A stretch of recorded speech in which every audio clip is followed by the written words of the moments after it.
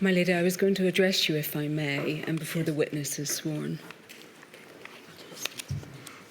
She can sit down. Thank you. My Lady, a disclosure issue has arisen. I wonder if I can address you on that. You may recollect that when I opened the inquiry, when I opened Module 2C on behalf of the inquiry, I referred to the fact that in respect of a meeting which took place on the 2nd of July of the Executive Committee, that the handwritten notes of that meeting were missing. In other words, that they hadn't been provided to the inquiry. And I noted on behalf of the inquiry that that was significant because it was the first Executive Committee meeting which had taken place after the funeral of Mr. Storey, at which the Deputy First Minister and other ministers had attended. Very shortly after the opening was provided to the inquiry was approached by the Executive Office to say that in fact they had the minutes of the 2nd of July meeting. And I wonder if I may bring up on screen the letter that was sent to the inquiry on behalf of the Executive Office by the Departmental Solicitor's Office. And we have this letter at INQ 00474209. And if I could ask if the second paragraph of that letter could be. So, my Lady, you'll see that in that letter it was suggested that it had come as a surprise to members of the Executive Office COVID inquiry team, including Miss Jane Holmes and Miss Maria Hannon, as they believed that the notes had been provided to the inquiry. And as you can see, they set out that steps were taken to search for the notes, and the email dated the 3rd of August 2023 that had scanned the handwritten notes attached. This was located within Content Manager by Miss Hannon, who carried out the search. Can I put the suggestion that that came as a surprise in some context for you? And set out a chronology of all the requests that were made of the Executive Office for the notes of the 2nd of July 2020. So on the 8th of February 2023, a solicitor to the inquiry emailed the legal representative of the TEO setting out a list of materials that were missing. Amongst the materials that were missing and which were set out by the solicitor were the notes of the 2nd of July 2020. On the 9th of March 2023, a solicitor to the inquiry once again emailed the legal representative of the TEO, saying that she had not received a response to the request and asking if the materials could be provided urgently and by the 17th of March 2023. On the 11th of April 2023, a solicitor to the inquiry wrote again to the TEO legal representative and set out again a list of documents and categories of documents which remained outstanding from TEO's disclosure to Module 2C thus far. And again, the notes of the 2nd of July were included within the material that was missing. On the 1st of June 2023, there was a meeting between the Executive Office and Module 2C. And the first item on the agenda that was discussed was the outstanding disclosure. And again, the fact that there were a number of documents from the schedule which had been provided in April and which were missing, and reference was made to the fact that that had been circulated a number of times. And there was a query as to why outstanding documents were still missing. On the 2nd of June 2023, so immediately after that, solicitor to the inquiry again emailed about the outstanding documents that had been set out in the schedule, which was in the email of the 11th of April. On the 7th of June 2023, the TEO contacted the inquiry to say that it was aiming to complete disclosure. On the 16th of June, Again, 2023, a solicitor to the inquiry contacted the TEO again, setting out that there were still outstanding documents, and again specifically referred to the fact that the inquiry was missing handwritten notes and a number of briefing papers that had been set out in the schedule of the 11th of April. On the 20th of June 2023, the TEO contacted a solicitor to the inquiry to set out that a number of outstanding items had been uploaded to egress. And attached to the email was a table providing an update against the items that had been requested. And in respect of the notes of the 2nd of July 2020, it was specifically said, notes not held, confirmed by Executive Secretary. Notwithstanding that indication had been given that the notes were not held, on the 6th of July 2023, again, a solicitor to the inquiry contacted TEO, setting out that they were grateful for the ongoing disclosure of documents, but again said, we have a few specific handwritten notes of minutes which appear to be outstanding. We would be grateful if you could please provide those to the inquiry, or if it's the case that no handwritten notes exist for these meetings, your confirmation of the same. And again, it set out the dates of the handwritten minutes that were missing. And again, this included a request for the 2nd of July 2020 handwritten notes.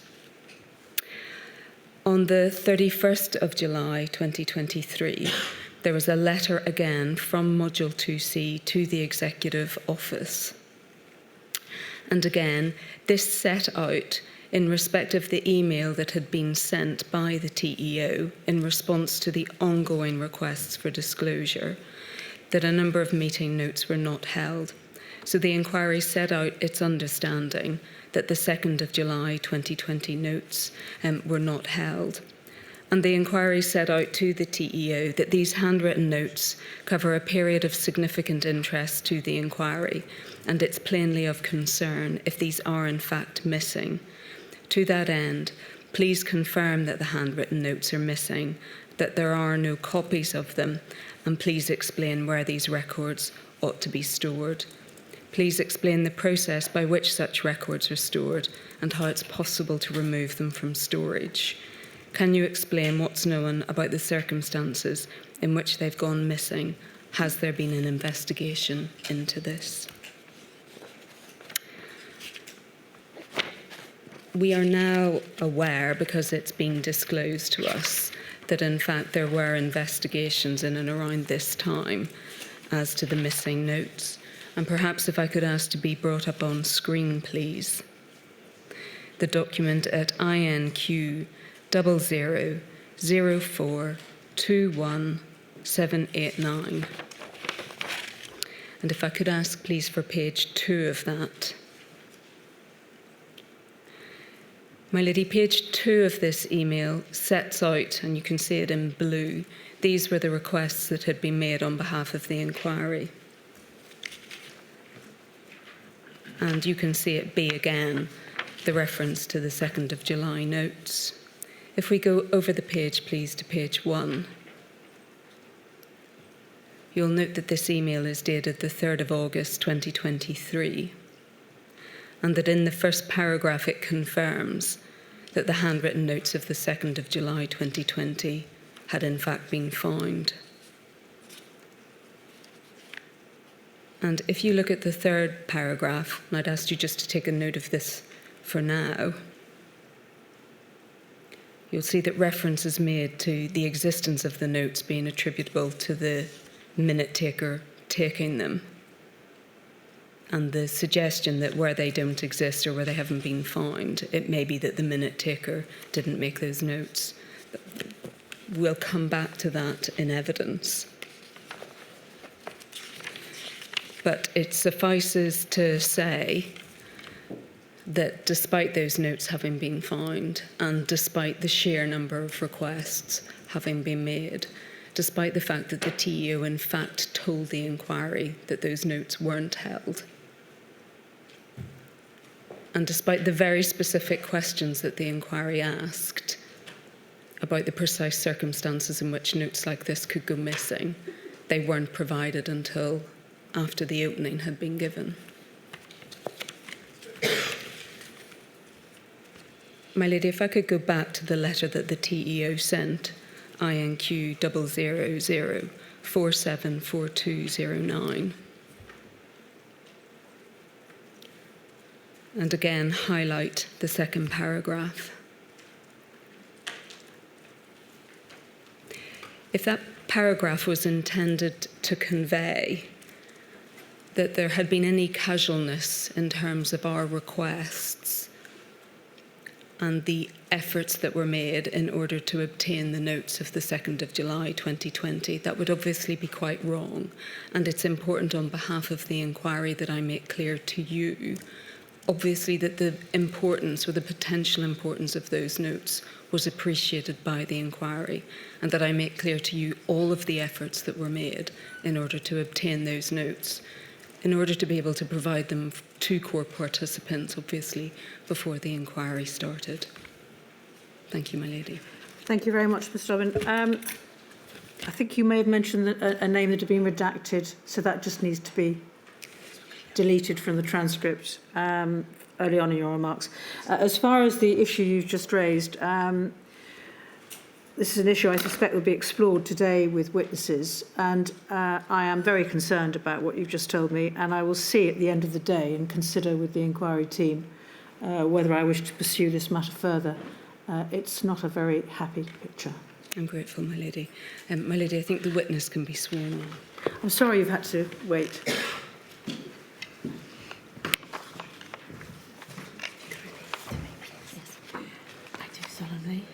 I do solemnly, sincerely and truly declare and affirm that the evidence I shall give that the evidence I shall give shall be the truth, the whole truth, and nothing but the truth. Thank you.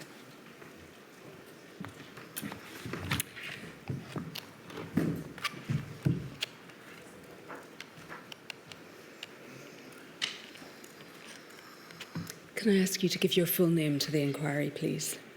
Karen Jane Pearson. Right. Now, Miss Pearson, I think you have in fact made 2 witness statements to the inquiry. Is that correct? That's correct. You've made one in your personal capacity. Do you have that in front of you? Yes, thank you. And I think it's right that you signed that statement on the 28th of February 2024. I did. And are you content that that statement's true to the best of your knowledge and belief? I am, yes. Thank you. And I think that you also signed the TEO statement, so you signed a statement on behalf of the Executive Office. Is that correct? Yes. And do you also have that in front of you? I do, yes. And I think that that statement was signed on the 19th of February 2024. That's right. And again, are you content that the contents of that statement are true to the best of your knowledge and belief? Yes, I am, yes. Now, if at any time, Miss Pearson, you need a break, please do say, and we'll be able to stop proceedings, all right? Thank you. Thank you. Now, the first question that I wanted to ask you about was, in fact, about the corporate statement and what was said about some of the handwritten notes. So I wonder if I could ask, please, for that to be brought up on screen. And that's at paragraph 70. So that's INQ 000438174.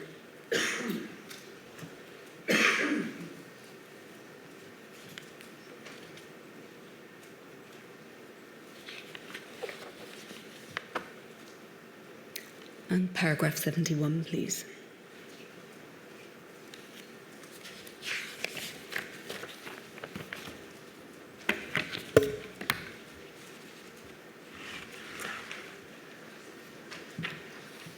I think it's right, Miss Pearson, that paragraph 71 is dealing with the issue of the outstanding handwritten notes that hadn't been provided to the inquiry. And that specifically refers to the notes of the 3rd of February, 6th of August and 13th of August, correct? Correct. And if we look at the sentence that begins on the second line, the existence of manuscript notes is attributable solely to the discretion of the customary minute taker. We can see, can't we, that that language comes from the email that was sent by the Executive Office, or within the Executive Office, about the outstanding notes, correct? Yes, that's my understanding, yes. And in fact, perhaps if it's possible to bring both of those documents on screen together. The email is at INQ000421-789.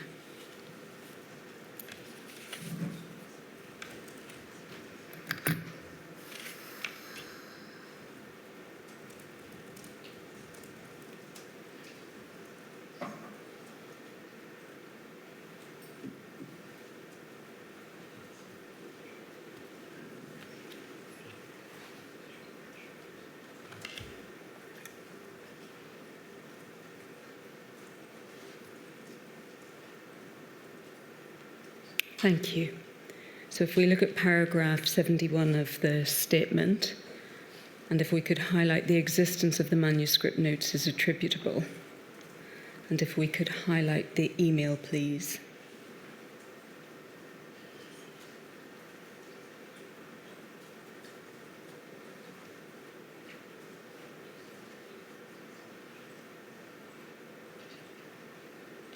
And we can see the equivalent.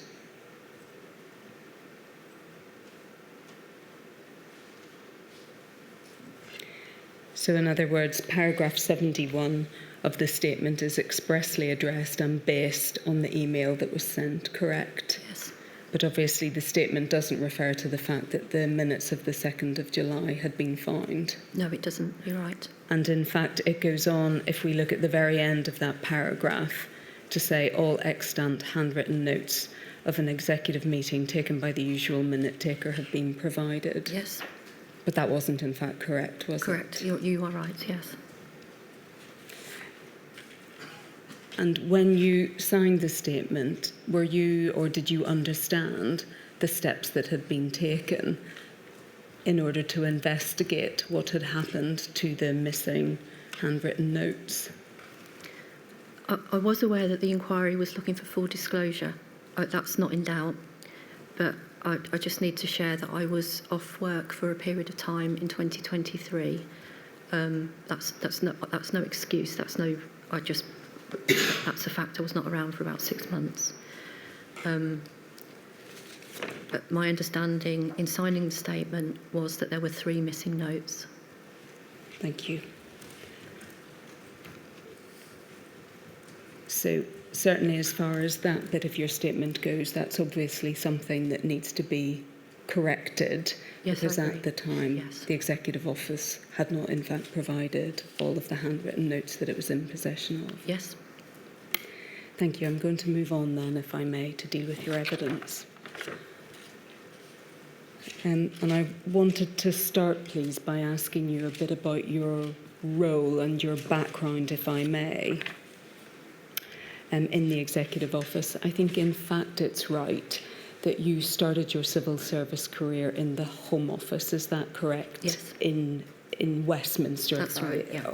I know it's referred to as the Home Civil Service. Yes. Is that right? Yes. And you began your career there in 1986, is that correct? Yes. And then in 1998 you came on a secondment to the Northern Ireland office, is that also right? Yes. And then thereafter did you stay and effectively become a member of the Northern Ireland Civil Service? Yes, I did. I started in the Northern Ireland office, and as part of that posting, I was in a devolving job when the Department of Justice was created, and I transferred to the Northern Ireland Civil Service in 2012. And I think you had a number of different roles, but eventually in May 2019, you were one of the civil servants who became part of the work dealing with EU exit. Is that correct? I was working on EU exit in the Department of Justice prior to that date, In May 2019, I transferred to the Executive Office to work on EU exit. I see. And there you remained, and we'll come to this in due course, until you were asked to become part of the civil contingency framework within the Executive Office responding to the pandemic. Is that right?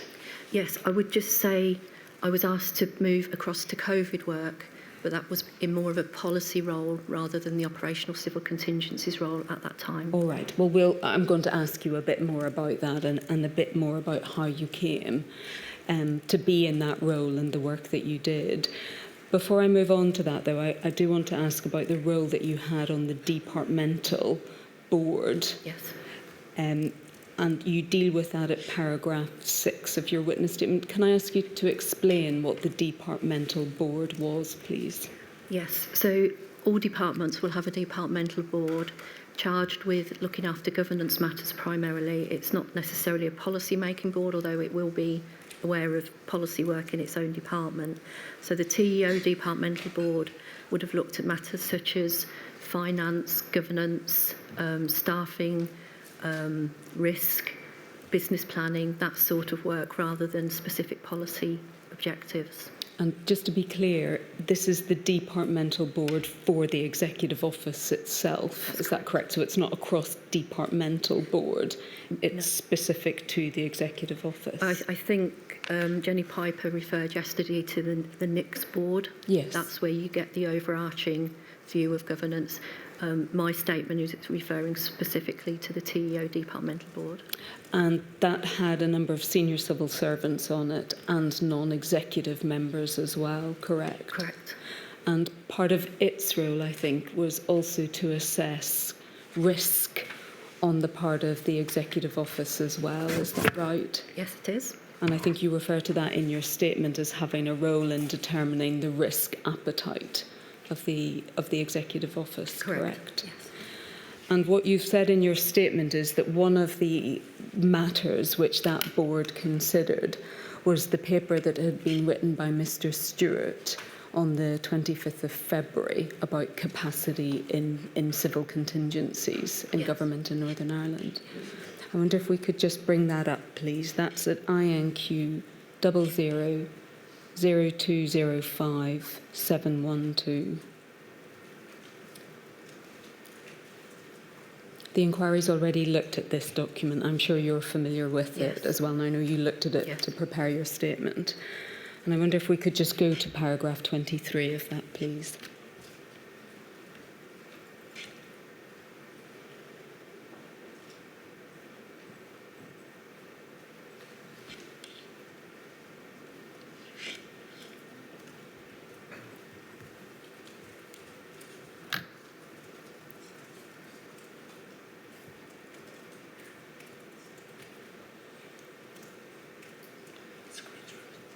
I'm sorry, Ms. Pearson, I understand the screen's frozen. It's fine.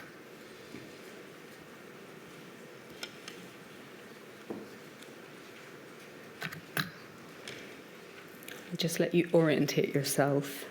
We know, obviously, that what was being proposed was a strategic review of civil contingency capability. So we can see at paragraph 22 onwards, Mr. Stewart's talking about risk, isn't he? He is, yes.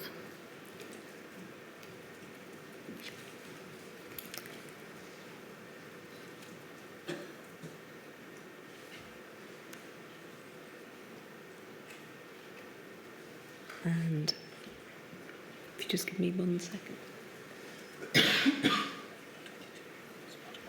Yeah.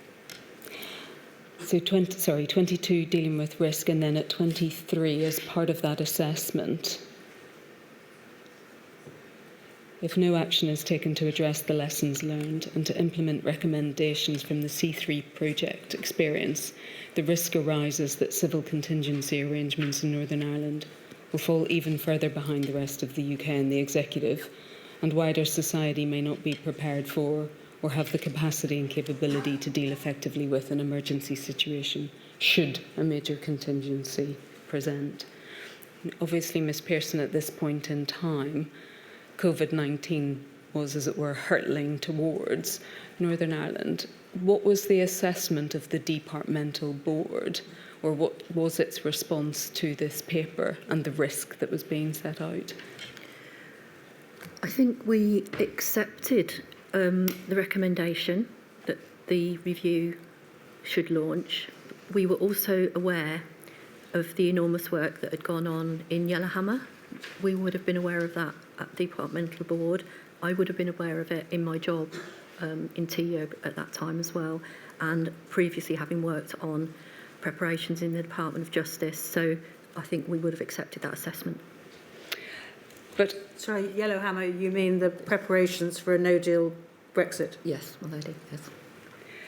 But, I mean, what might be thought odd about this paper, or what might be thought to be an air of unreality about it, is that it's talking about a hypothetical risk in the future, as opposed to a fear that there was a lack of capacity in order to be able to respond to a major emergency which was right in front of Northern Ireland, which was coming.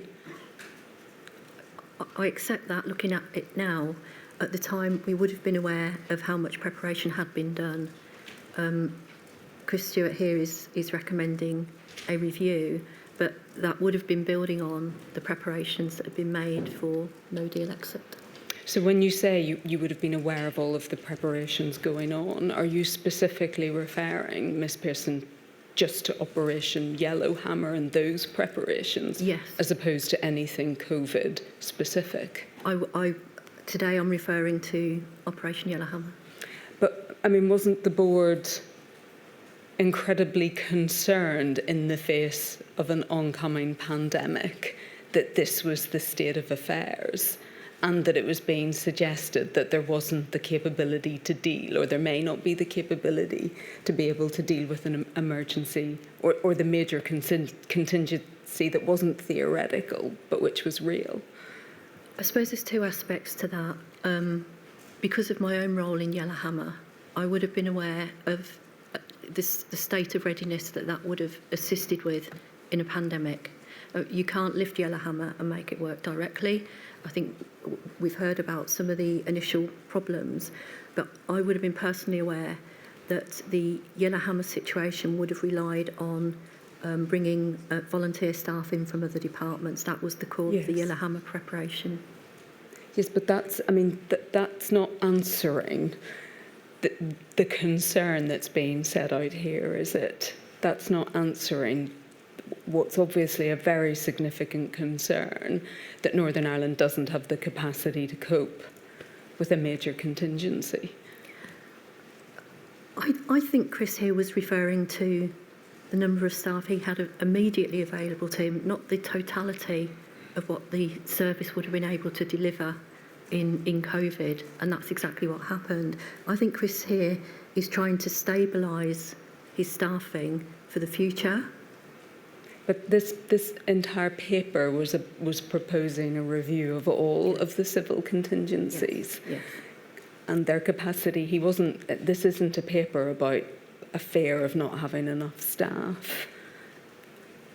Yes, I accept that. Because the reality of the position was that over 800 people had in fact been trained as part of Operation Yellowhammer in order to be part of a civil contingencies operation, correct? Correct. So notwithstanding that, and that had been done, he's nonetheless pointing to the overarching concern that nonetheless Northern Ireland capability and contingency was so far behind the rest of the UK that was the real concern. Yes, I think that's correct. He had a very small team at that point. Yes. And I've acknowledged that in my statement as well. It makes sense to me that Yellowhammer was going to be what we would rely on for COVID. And it makes sense to me also that we should review the size of his team and see if we could improve that for the future. So what was the board's response then to this paper? I don't recall a specific conversation around it. I'm absolutely clear that I was at that board and that we agreed this paper. But I think I am distinguishing between the utility of Yellowhammer in COVID, which is exactly what happened, and the need to stabilise the size of the team because it was just too small. Yes, I want to try and keep everything separate though, because Okay. we'll come on to that. I really just want to focus at the minute on what might be regarded as a flare going up to the departmental board about a risk in relation to a theoretical emergency whenever there was in fact a real Yes, I accept emergency in that. front I of accept it. And I mean, was there any urgency on the sense of the departmental board or any sort of... I can only say again that because we'd been through Yellowhammer, it was recent and it was going to be applicable. And I think Chris said yesterday, and I agree, that designing arrangements for an emergency should be, he referred to it as blind, I refer to it as agnostic Yes. to the nature of the emergency. It's your ongoing capability that's important. And then, of course, you do have to tailor that to what you're dealing with at the time. So I suppose maybe I was so close to Yellowhammer that I was not relaxed about it, not in any way, but I knew what capability we had and how that could be applied if the pandemic took hold as it did. But you would have, I mean, obviously appreciated that planning for a pandemic would not be the same as planning for EU exit. They're fundamentally different, but there's a lot of applicability in the capability would be my position. So was the board not interested or inquiring about what sort of planning was actually going on? In other words, how is the risk that's being presented here, how is that being met in respect of the COVID pandemic? I wouldn't accept that the board wouldn't be interested in that. I can only say that we were aware of Yellowhammer and that had given us a good position on capability. I may come back to this, but just focusing on Yellowhammer for a moment and your expertise in that. Obviously, we know that 800 people were trained, and we know that at the start of March, or in the first couple of weeks of March certainly, Mr. Stewart was scrabbling to find anyone from those 800 volunteers who would become part of the hub. Yes. We've seen references to 1 or 2 people volunteering. Can you assist as to why no one would volunteer? I think Mr. Harbinson, in his statement on his experience of Chief of Staff, covers this. I don't want to jump on to me joining the team, but it's something Anthony and I talked about at the time when I did go across. And I think there's a couple of things. There were some HR issues about terms and conditions, recompense for the sort of work. I also think that I accepted my statement that we didn't have something that went straight from here's the requirement to here's the provision of staff. And I think that's a bit of a gap. And do these kind of arrangements have to be dependent on volunteers rather than having people who can be commanded to be part of a civil contingency response? I think the answer to that is that's what we had in Yellowhammer was a volunteer basis. Chris referred yesterday to it being quite specific work. It's not for everyone. Having a pool that we can draw on is important, and I can tell you what we're doing about that for the future. But commanding people to go to that sort of work, I think, would be less good than volunteers. I think having people that want to be there, understand the nature of the work and can assist immediately on arrival because they've been inducted and trained has some advantages to it. Right. I will... Are you moving on? I was going to move. Just going back to the Mr. Stewart's paper, when Ms. Dobbin asked you questions about what you remember what the board did, you said we accepted the recommendation that the review of civil contingencies should launch. You thought the review was going to start immediately, did you? Yes, I did. Yes. So it wasn't going to be in Mr. Stewart's own time? That wasn't your understanding? When I look back at it now, the wording on the paper would lead me to suggest that if you're asking for a review, it's because you think something needs to be reviewed. Well, it was urgent, wasn't it? If you were that far behind the rest of the UK. Yes, my lady. Yes. So I want to come then, Ms Pearson, to how you end up becoming involved in the response, having been part of the EU exit team. Perhaps if we do this by the documents and we go to INQ 000218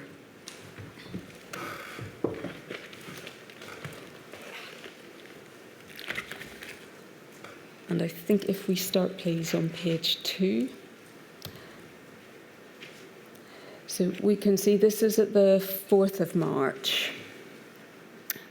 And this is an email from a Miss Rooney, who we've heard a bit about, who was involved in civil contingencies.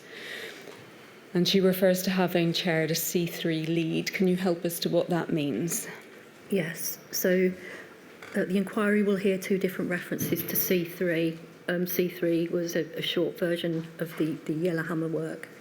In this context, what Bernie means here, each department and some of our operational leads will have a civil contingencies lead, and we bring them together in a group called C3, which is Command, Control, Coordinate. Yes. So I think it's shorthand for that group.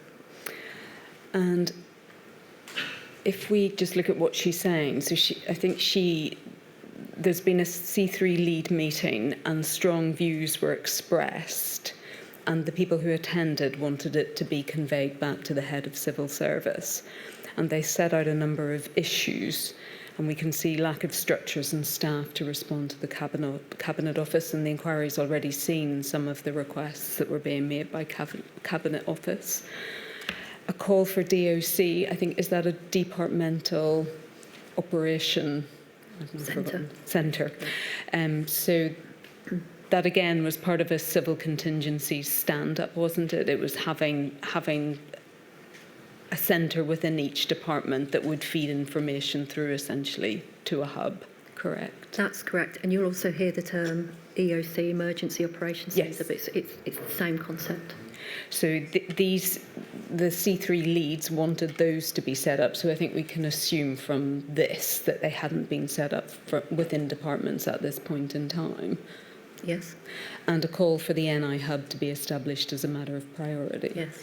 And I think we assume that the C3 leads then, are they permanent secretaries or are they senior grade civil servants? It differs from department to department. For some departments it will be a specific role. For other departments it will be part of a person's job, but it wouldn't be that senior, no.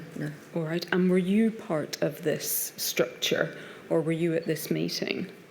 I was not part of the C3 structure and I was not at that meeting. Okay, if we go to page 1, please.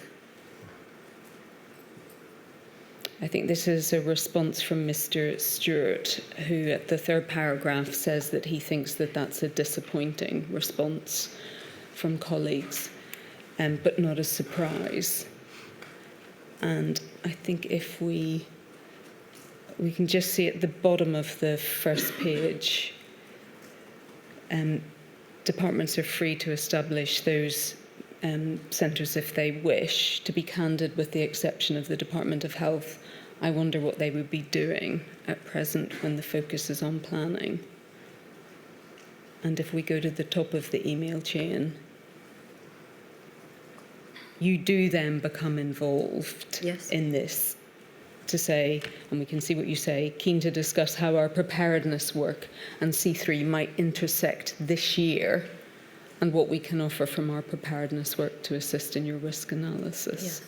And your reference to this year doesn't sound as though doesn't carry any urgency with it, that there's any sense of assistance being needed in respect of what was happening and the calls that were being made by these C3 leads to have these parts of the civil contingency structure stood up. I agree that I could have been more specific there. What I meant was at any point this year. And the reference to the year was not just then about COVID, it was about the transition from the EU, which would come towards the end of that year. So what I'm suggesting here is a conversation about how we work together. Right. And this reads as though you understand that some assistance might be needed, Yes.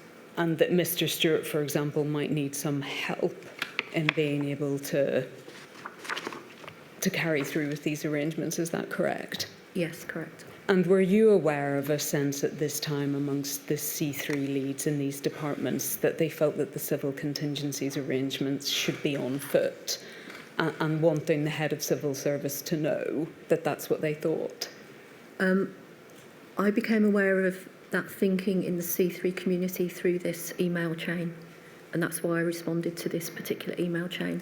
So what happened to that then? What happened to the calls from the people who were going to be, as it were, actively involved in this, wanting the arrangements to be enacted? The hub was not immediately stood up in response to this, but it was stood up in a few days later. Well, we know that there wasn't. We know, obviously, that the civil contingencies arrangements weren't in fact stood up until the 18th of March. Can you help us with, or can you explain what the reluctance was from your perspective at the start of March 2020 to standing these arrangements up? At this point, I'm not part of the COVID team. I think other people have spoken to their thinking on the standing up of the hub, and I would agree that standing up the hub too early can be detrimental to overall effort. The precise date on which the hub could have been stood up, other people have spoken to, but at this point I can see that I'm starting to imagine that we might need to offer some assistance at the point it is stood up. I'm not here suggesting that it should be. I'm getting myself ready for the possibility that we will be asked. The work that you did on EU exit, and forgive me if I'm wrong about this, but it had given you expertise in planning. That's what you were, is that correct? Yes. That's effectively what you understood. Yes. And we'll see eventually what you were brought in to help with. I mean, did you have any concerns at this stage that, for example, the civil contingencies group ought to be meeting in order to ensure that the plans were in fact on foot and were going to be effective to deal with the pandemic? On the 4th of March, no, I didn't, but I'm absolutely clear that I was starting to think my way into it at that point, because my sense was we would be asked to help. Right. Well, maybe if we move on then to when you were asked to help, and that might help us understand what had happened before. And maybe I can just help you with the dates. I think you were contacted on a Saturday on the 14th of March. That's my recollection, yes. And that was by Dr. McCormick, who was I think he was the permanent secretary who was in charge, is that right, of EU exit? That's correct. He was my immediate line manager. And I think he asked you if you would move across to the TEO to be part of the COVID response, is that right? That's correct. And in fact, you then moved across on Monday the 17th. Tuesday the 17th, maybe? Yes, you're right. I've got my dates mixed up. I just know from your emails that you were certainly in office on the 17th. Yes. And drafting a plan. Yes. And we'll go on to look at it, but what effectively you did was to try and set out an overarching strategic plan that would encompass a sort of holistic approach to responding to the pandemic. That's a fair summary, yes. But can I ask you, when you arrived then and took up your post on the 17th of March, did you find a suite of plans that had already been prepared?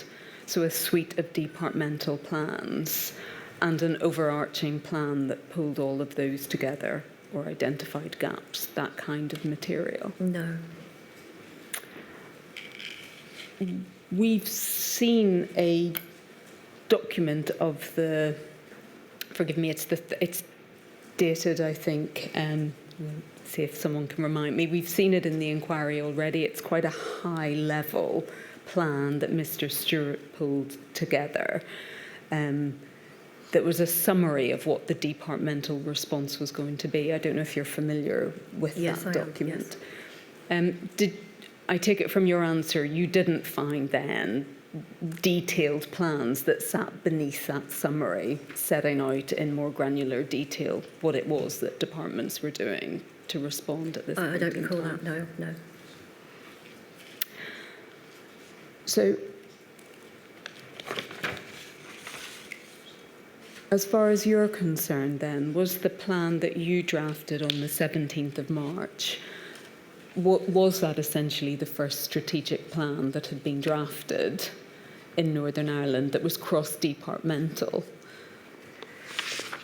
Yes, but for a specific purpose. I think the document that you showed both Sir David and Chris is a civil contingency style document.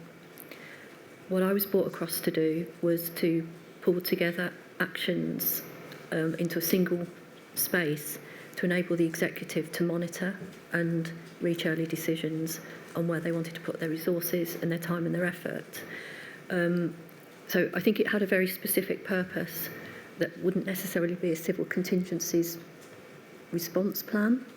This is about drawing together a strategy for the executive to aid decision making. But it must be intrinsic to that. Yes, yes. That obviously you know what every department is doing and you know where your areas of risk are. Yes. But as far as you're concerned, at the 17th of March, that didn't exist. Not as far as I'm aware, no. And the plan that you drafted on the 17th of March, I mean, obviously you rightly say in your witness statement you don't have any background in public health at all, and I don't think that you even, that's what you say in your statement, you didn't even have access to influenza preparedness plans or any of that sort of background at all. That's correct. So you were very much looking at it from your perspective as someone who was trained in planning in EU exit. Experienced in planning, yes. Yes. Yeah. And can I ask you then, given that you didn't have that background, when you drafted that very initial plan on the 17th of March, and I know that you went on to draft other documents, but did you have any planning assumptions or anything specific that you could base that plan on, or were you was it intended to be a much higher level plan than that? Definitely to be a higher level, but what Yellowhammer taught us, I think, was the need for whole system responses to a big emergency of the Yellowhammer sort. I think that's applicable, and also the need for departments to work collaboratively together, that's applicable.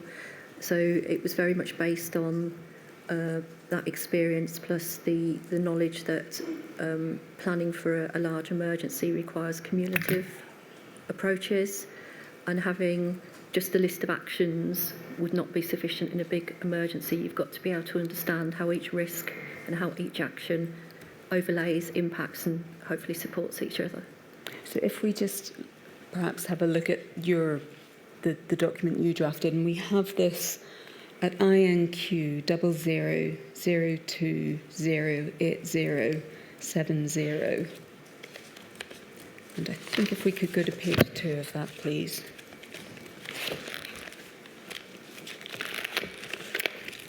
I think probably need to just make sure you can orientate yourself in this. We can see you sent it on the 17th of March. And I think that the document is effectively set out in this email. Yes. And if we could just scan down, please.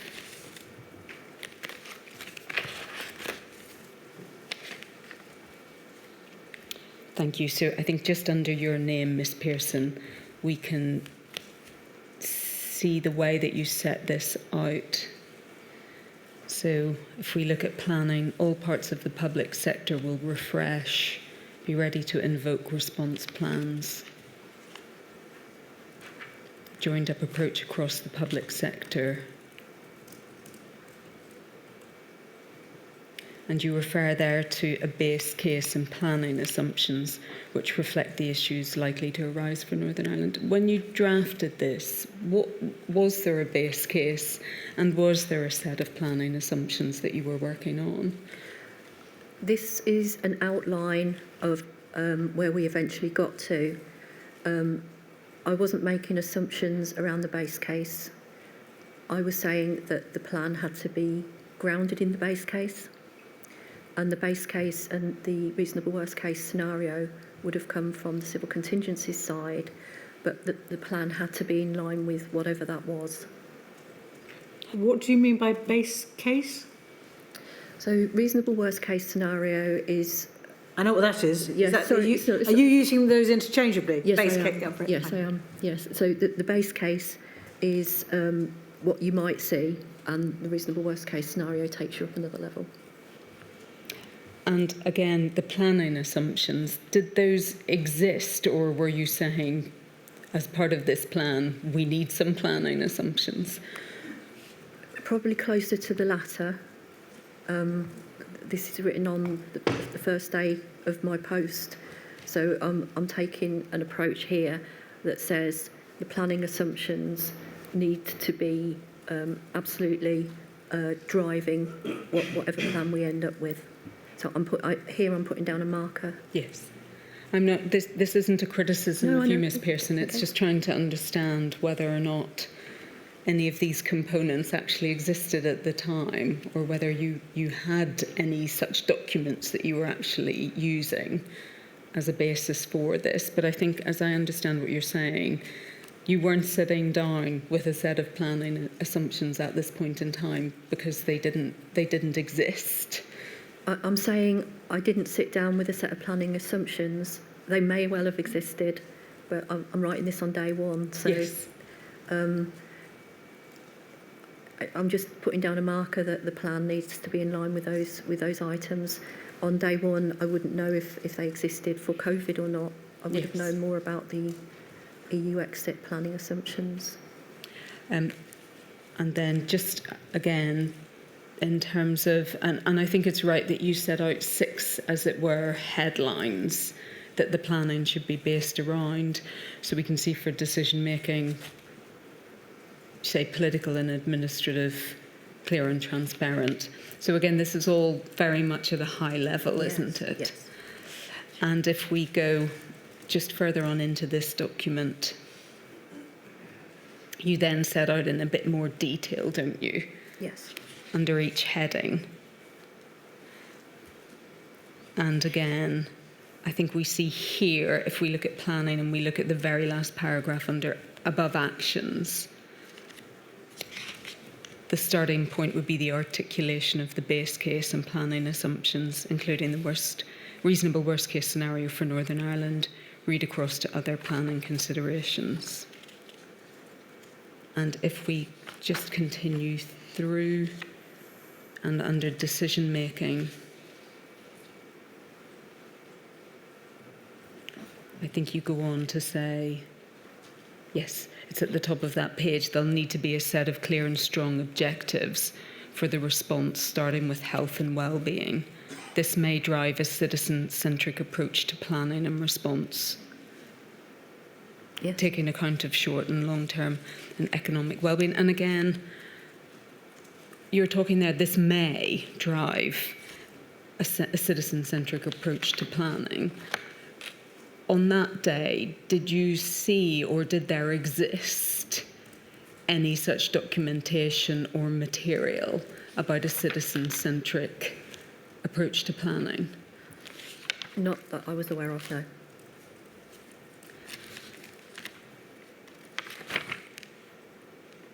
And again, if we look, I think you set out some actions.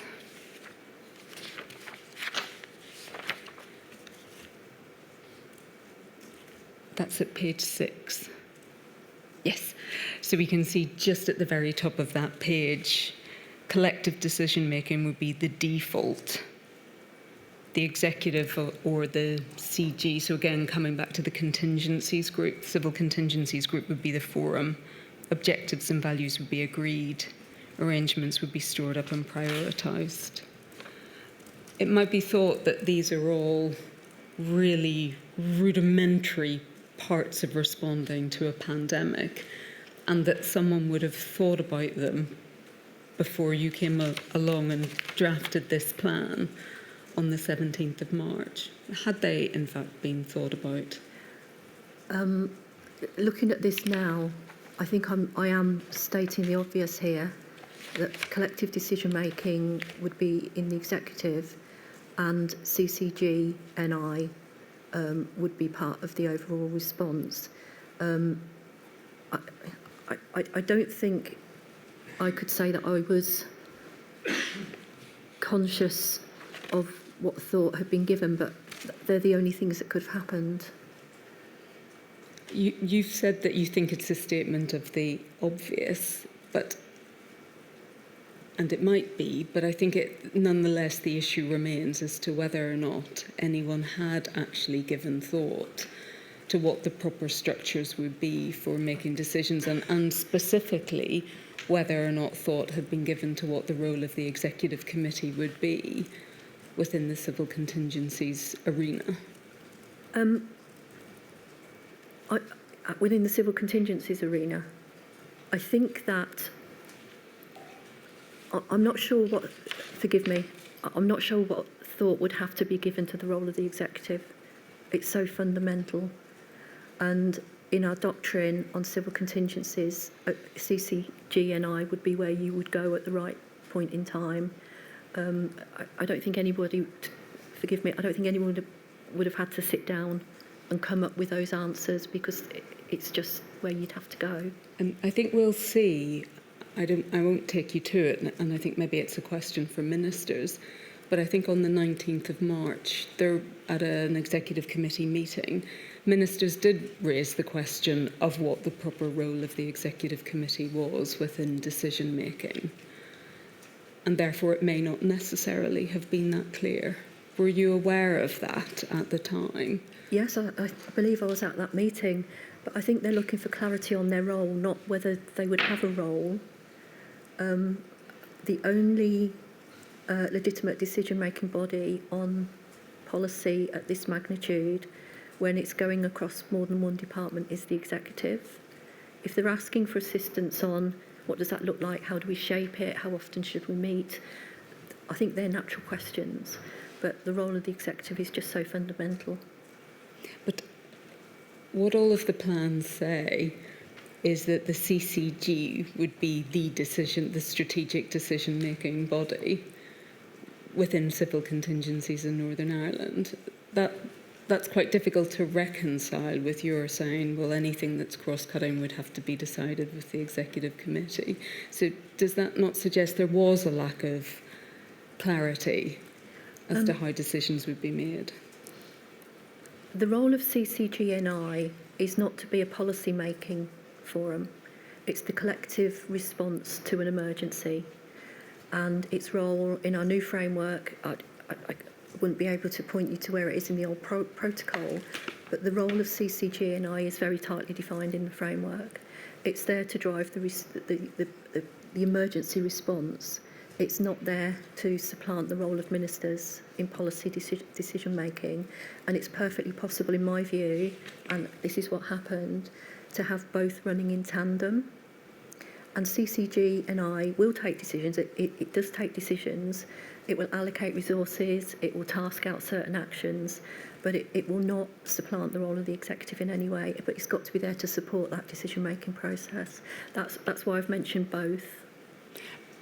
We know that there was a review carried out of the civil contingencies arrangements. I don't think you've been asked about it, and it's not in your EP, so I don't want to ask you questions about something that you're not familiar with, but you may be aware of it. And it did find that the CCG didn't operate as intended because it wasn't a decision-making body, and because most decisions did end up being taken by the executive committee. I think that's right, isn't it? That is correct. And to be fair, I think I do touch on it in my statement, so I'm perfectly happy with this.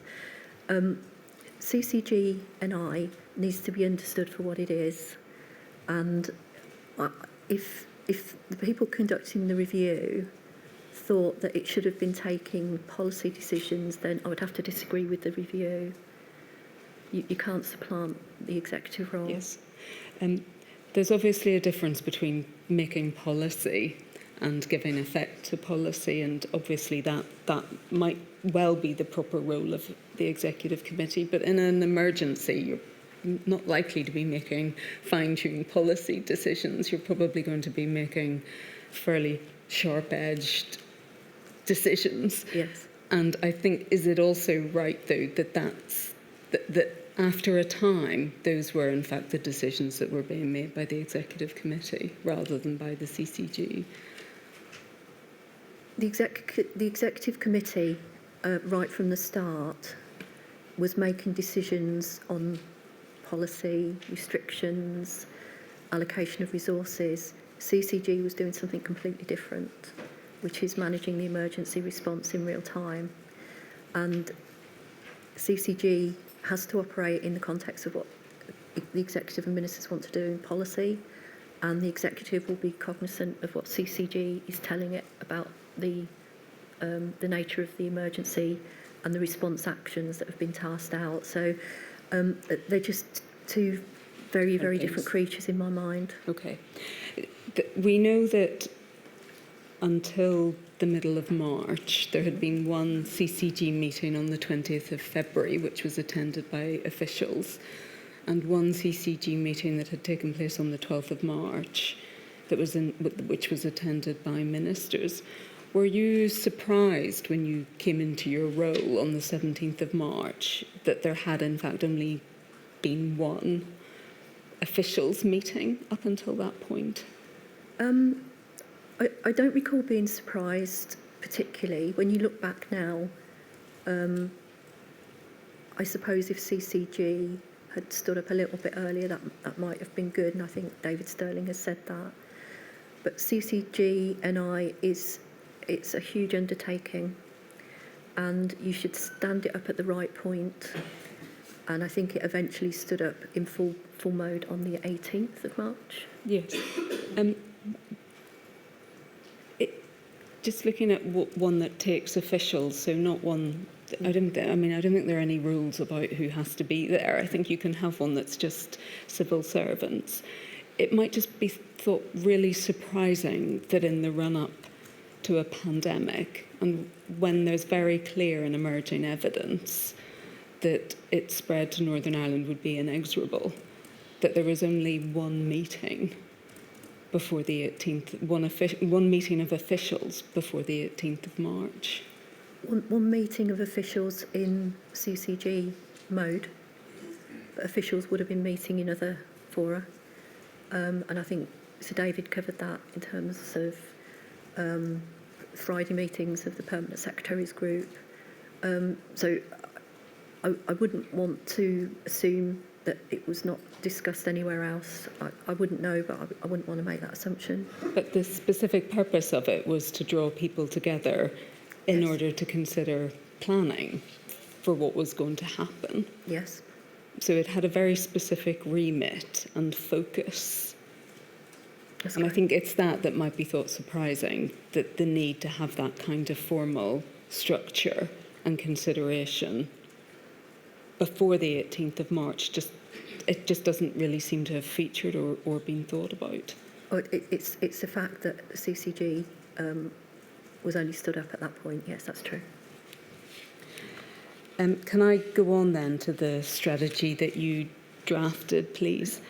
And I think, and it may be I don't need to take you to this, let's see if we can deal with it without the documents first, but I think that when you came at the end of March to drafting, I think a more considered and Yes.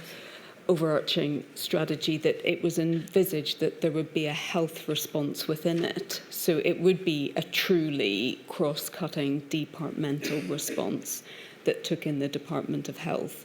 But that didn't eventuate, and the Department of Health effectively didn't want its response to be encompassed within a cross-departmental strategy, is that right?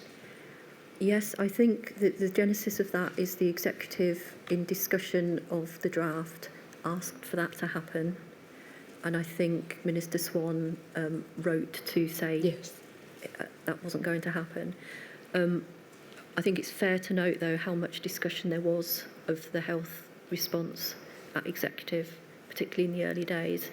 So it's not as if the executive didn't know what was happening, but it is true to say it was not encompassed into that plan. That's correct. I'm going to go on to ask you more about the role of the Department of Health.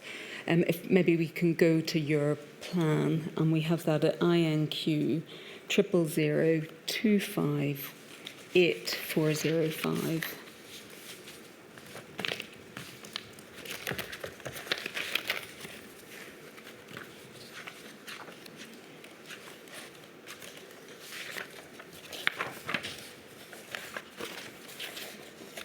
I'm sure you're familiar with this, Ms. Pearson, but I think if we just maybe go to page 2. So those are the 3 strategic priorities, correct? Yes. And then we have the governance framework at page 3, which is quite familiar and quite simple, as it were. That's effectively the flow of information, isn't it? That's To correct. the executive. Yes. And then we have the planning assumptions as at the 28th of March. And at this point in time, it was thought that the peak would be in May and June 2020. And that's notwithstanding, it's obviously the end of March, but that was the basis upon which the planning was taking place. Oh, Is that yes, correct? that's correct. Sorry, yes. And if we look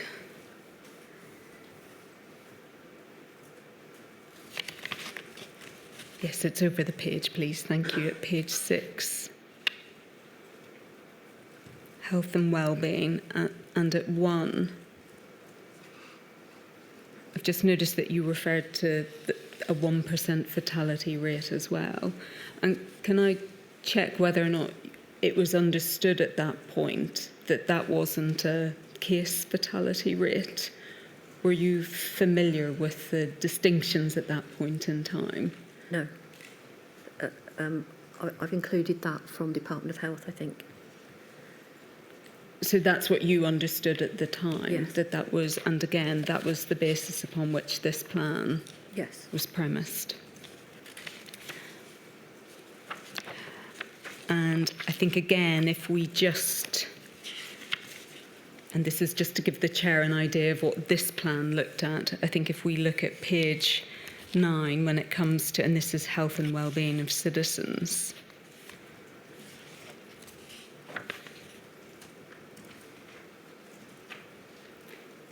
And again, I take it this is absent then any input from the Department of Health.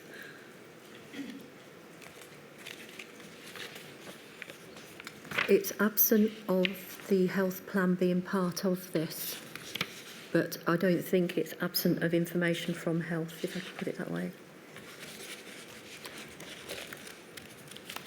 And I think if we perhaps have a look at, so page 10, please.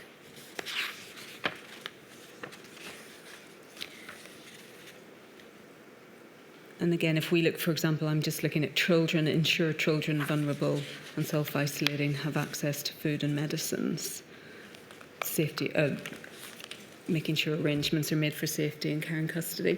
Again, I just, if I may, try and get some idea of what this was intended to do, because this is obviously very high level. Yes. Again. What was this intended to provide for the executive committee or for the executive office? What was it going to do? It was going to give them a way of looking across a number of risks and actions collectively, rather than leaving specific actions solely to departments. It was to help them then commission certain presentations as we move through this from other ministers to get into more detail, and it was to give them collective ownership of the actions rather than each minister being left to their own devices on it. So was this supposed to provide them with the most important issues that they effectively needed to have in sight Yes. whenever they were meeting Yes. as a whole, and not intended to provide them with any granularity, as it were, in terms of what they should do? Or if I took, for example, 1.8 or 1.9, for example, the safety of children in care, obviously there's a huge number of areas of legislation and policy that would touch upon. That's correct.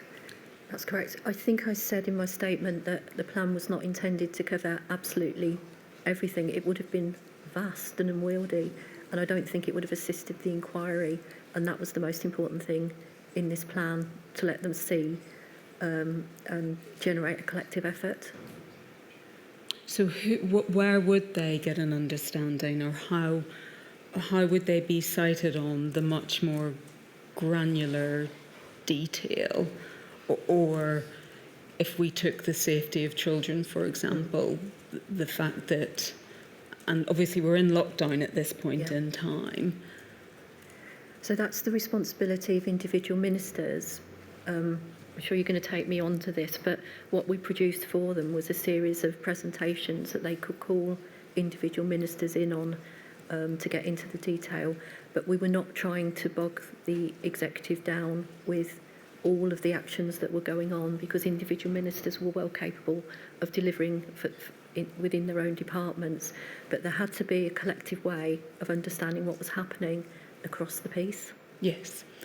And was the idea that this sort of document would inform then each meeting, for example, or were ministers supposed to keep abreast of this and to continuously review and think about where have we reached, for example, with child protection? Or I would say both. So this document did go to many meetings until we reached the point in time review. It went to many meetings, but it gave the executive a chance to look at what do we think the big risks are at the moment. So we provided a heat map, sorry for the jargon, a heat map that showed which ones we thought were flashing red, and that enabled them to prioritise the order in which they would ask for specific presentations from individual ministers. But individual ministers were then delivering huge amounts and were still going to the Assembly in various formats to update on their departmental work. okay. I think that might be an appropriate moment to have a morning break. Thank you, Ms. Pearson. Very well, I shall attend at 11:30.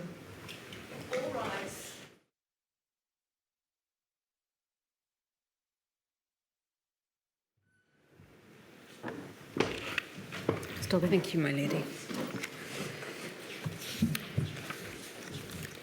Ms. Pearson, I just wanted to finish off, if I may, then, on the planning at this critical point in March.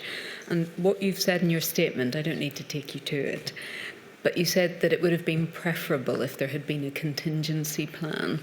I think you mean at an earlier stage. Was there any such plan whenever you took up your position on the 17th of March, or are you saying effectively that your plans became the contingency plans? My plan became the response plan in real time. I think if there had been a full set of plans, they still would have needed a lot of attention at that point, because they would have been planning for flu and not COVID. I think Chris was clear on that yesterday, and I agree with him. I think that's what we would have had to do, is take any existing plan and then turn it into something more specific for COVID. But I mean, we haven't seen a developed plan even based on a flu plan in Northern Ireland. I think that's right, isn't it? I think that's correct, yes.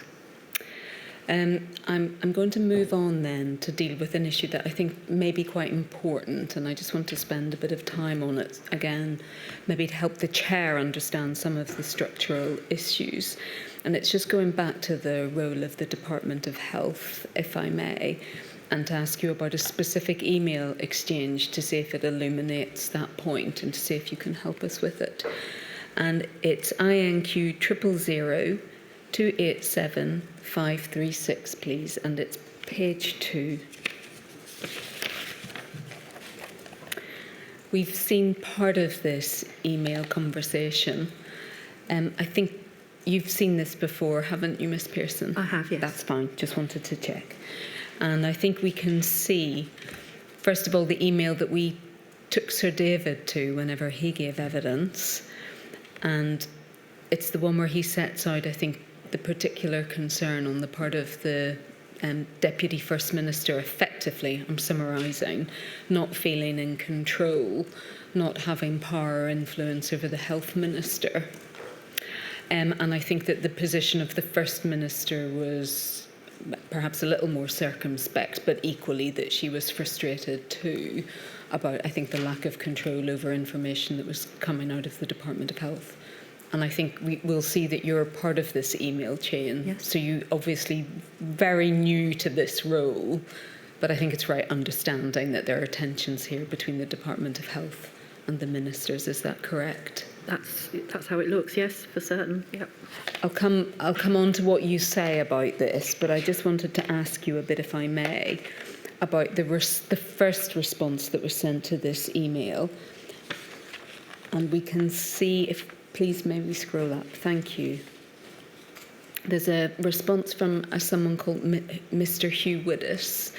And is he, I wasn't clear, is he a civil servant as well? Yes. And we can see that what he sets out, and it's really in the last bit of his email where he says there would be more radical options, but I presume they aren't palatable. Thank you.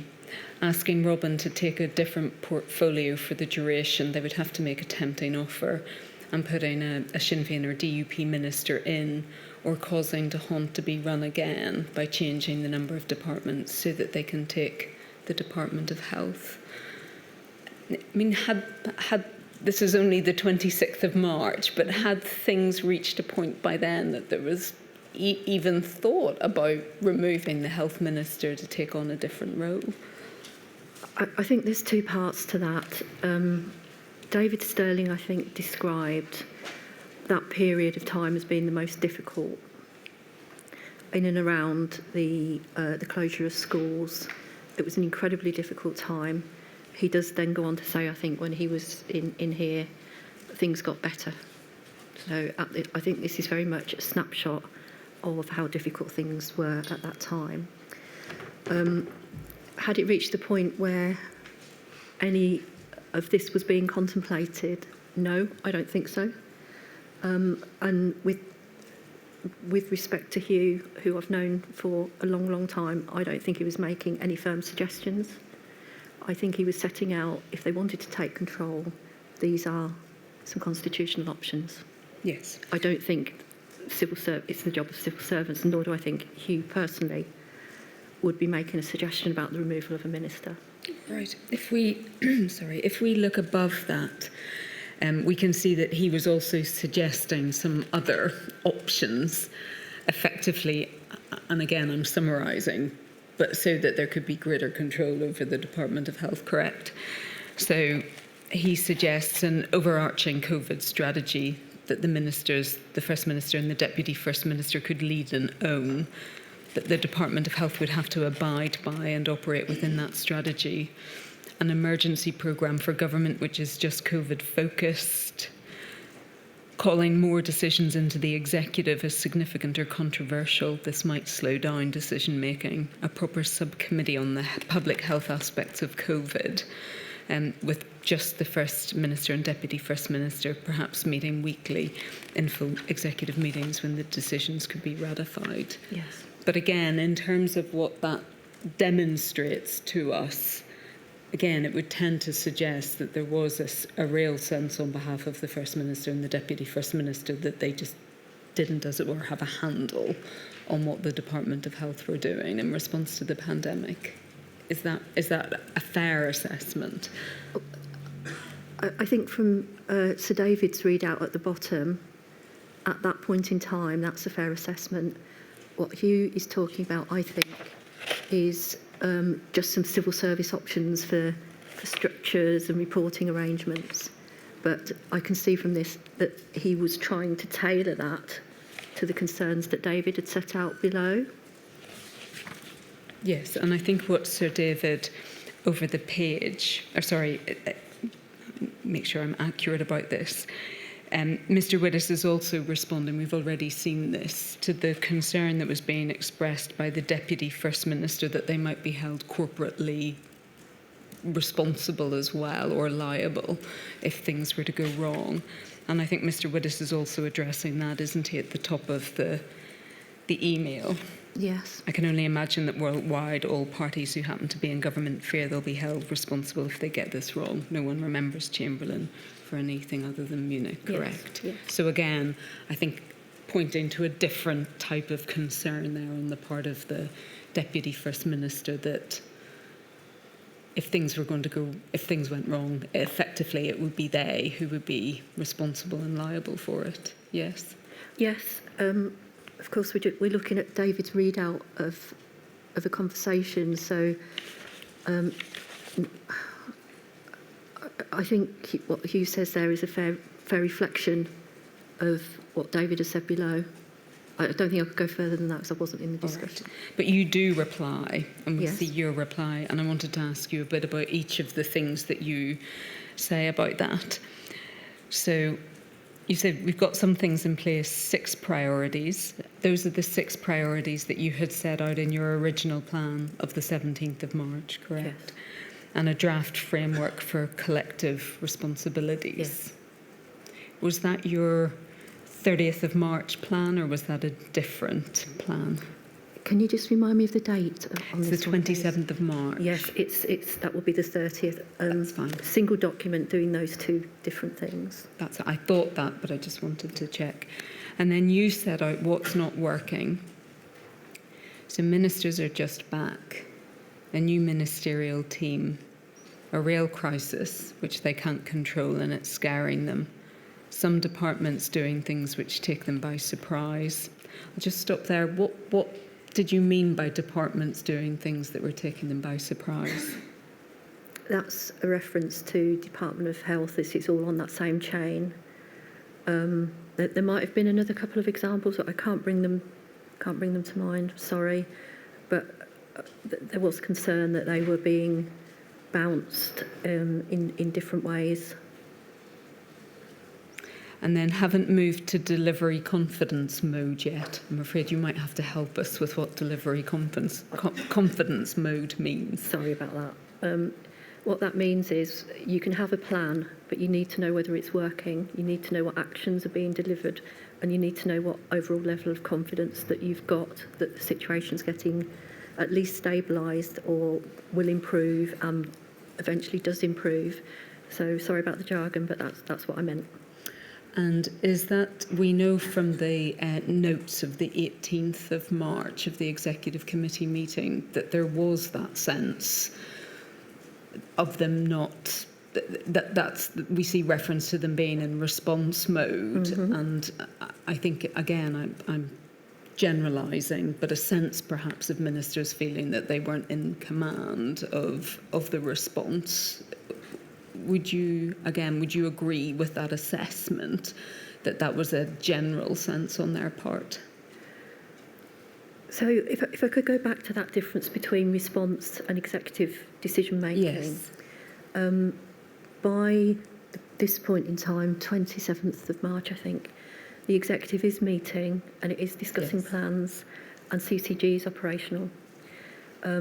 What I think they were concerned about was the delivery, stabilisation and improvement.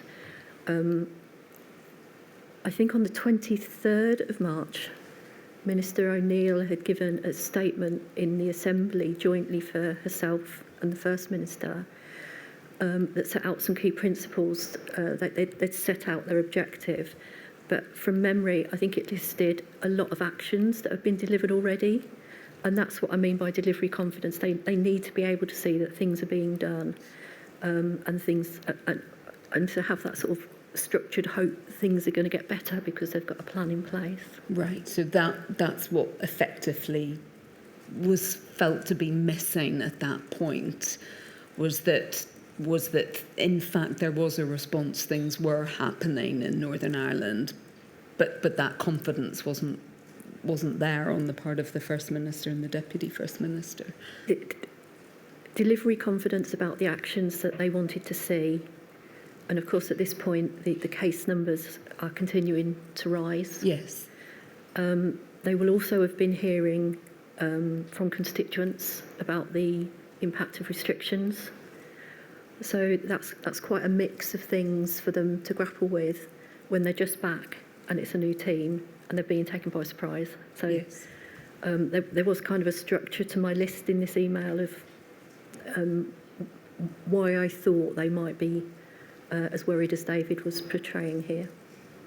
And I was going to ask you about that. The reference to them being frightened, was that because of the numbers of people who were becoming infected and Absolutely. dying at this stage? Absolutely. That was the most important thing for them, that they could do something about that. Would I now use the word scaring? I don't think I would. But this was at a difficult period in time. But they were. It was their priority. It was their priority. And was there a sense of them that they were taken by surprise, that things had gone quite as badly as they had? And when I say gone badly, that in fact the infection rates were as high as they were, and that they were being confronted with people losing their lives at this point? No, I don't think so. I think by the time you get to the declaration of a pandemic and the early discussions, unfortunately, that they had to have about likely impact of the virus, no, they were not in surprise mode. My reference here is that things were being done that took them by surprise. And in terms of the point when they realised, or it had crystallised, what was likely to happen, when was that? When would you say that happened? I couldn't pin it to a date. It was an evolving situation, even at this point. An evolving situation even at this point in time. But the picture coming out from Department of Health from a very early stage was showing that this was going to be serious. There's no doubt about that. But was that after you'd arrived? No, I don't think so. I think that would have been earlier. And when you arrived, did you get a sense of panic on the part of ministers or urgency about what was happening? Not panic, but definitely urgency. You've also said here, focusing on specific issues, not seeing the overall picture. What was that a reference to? That's a reference to, I think it's almost a repeat of being taken by surprise by things. So it was right that they were having to focus on a small number of issues as laid out in the plan. But they were never going to be able to see every point of detail in departments. That's just not realistic. I think everyone will understand that when you lead, as it were, when you do have the roles that they do, that being involved in the granularity of what every department is doing is not realistic and might be even damaging. But that's not what that's suggesting. That's suggesting that they just have their own specific points or specific things that they're interested in potentially. From memory at the time, the conversations in the executive were focusing on things like contact tracing, PPE supplies. What they didn't have in my view, is the overall health picture. And I know you touched on that yesterday. I think that's all I can say about it at this point in time. All right. The final thing that you say is they're falling back on party ways of doing things, which may be the most important point here. Can you tell the inquiry a bit more about that, please? Yes. So I cover this in detail in my statement. I think, and this is a personal view, it's impossible to stop being a politician when that's your job and you're elected. So you go into an executive and you're bringing your constituency with you, you're bringing your views and your politics with you. Here, even more so than anywhere else, having to compromise all the time is almost the structure that's built into the system. But you can occasionally fall back into very different viewpoints. And I think that's what Sir David was talking about on the education piece, which was what I think caused this email exchange. All right. So that's the first schism, as it were, that had arisen, that different positions had been taken on schools, and that position had been I think by and large, a politically informed one. Is that right? It was politically informed, of course, but the health advice was in there as well. So Yes. they were listening to that. So, but I don't think we can expect them to entirely leave their party political views at the door. I don't think we can expect them to leave their departmental views at the door. But beyond this point, I think we were seeing huge efforts at compromise all the time and on an ongoing basis. That's the only way to get business done. Yes. Can I just challenge that? In time of a national emergency, when people are dying, can't we expect politicians to leave their party politics behind and think of the people who are suffering and dying? Forgive me, my lady, I'm not suggesting... Or am I being unrealistic? No, I'm not suggesting that what I said there about party political views means that they're not caring about the people. I think I said earlier that the concern about the virus and the impact on people, the health outcomes, and unfortunately people were going to lose loved ones, that was absolutely top of their priority. What I'm suggesting is they're going to come at that from angles, but having that fundamental core objective of making this better was there. Absolutely no doubt about that in my mind. I'm going to come on to ask you a bit more about that as time went on. But, I mean, to be clear about this, it is right that certainly amongst civil servants that they regarded the first issue, as it were, that ministers had to decide in Northern Ireland, that being whether to close schools or not after the 12th of March, that effectively that issue did become sectarianised, so to speak, because one set of politicians, certainly the Sinn Féin politicians, wanted to do as the Republic of Ireland had done, whereas the other politicians, the unionist politicians, didn't wish to do that, save that there was also medical advice at play as well. Correct? I wouldn't associate myself with the word sectarianised, if you forgive me. I think it was an element of the political views that they were holding, perfectly legitimate political views that had to be balanced. And I think Sir David was very clear that it was problematic for them at that time, but then things got better. And because the medical advice at that time was that schools didn't need to close, correct? But the Republic of Ireland had closed schools, and some politicians wanted to do as the Republic of Ireland had done. And did you understand whether or not there was, at that point in time, an understanding of why the Republic of Ireland had decided to take that position? In other words, what epidemiological basis there was for it? Was there that kind of consideration? I don't recall that being the case. I think it was a decision had been taken. So what do we now do? Two different viewpoints with medical advice in the mix, but then a decision eventually to close, all in a short period of time. Yes. So that is going to create a bit of tension. It's just going to. All right. You've suggested effectively that things got better and that there was a period, I think, of greater cohesiveness. We saw when Sir David gave evidence that he had written an email at the time effectively saying that Northern Irish politicians had been spared having to make the really big decisions because they had effectively been made for them. Mm-hmm.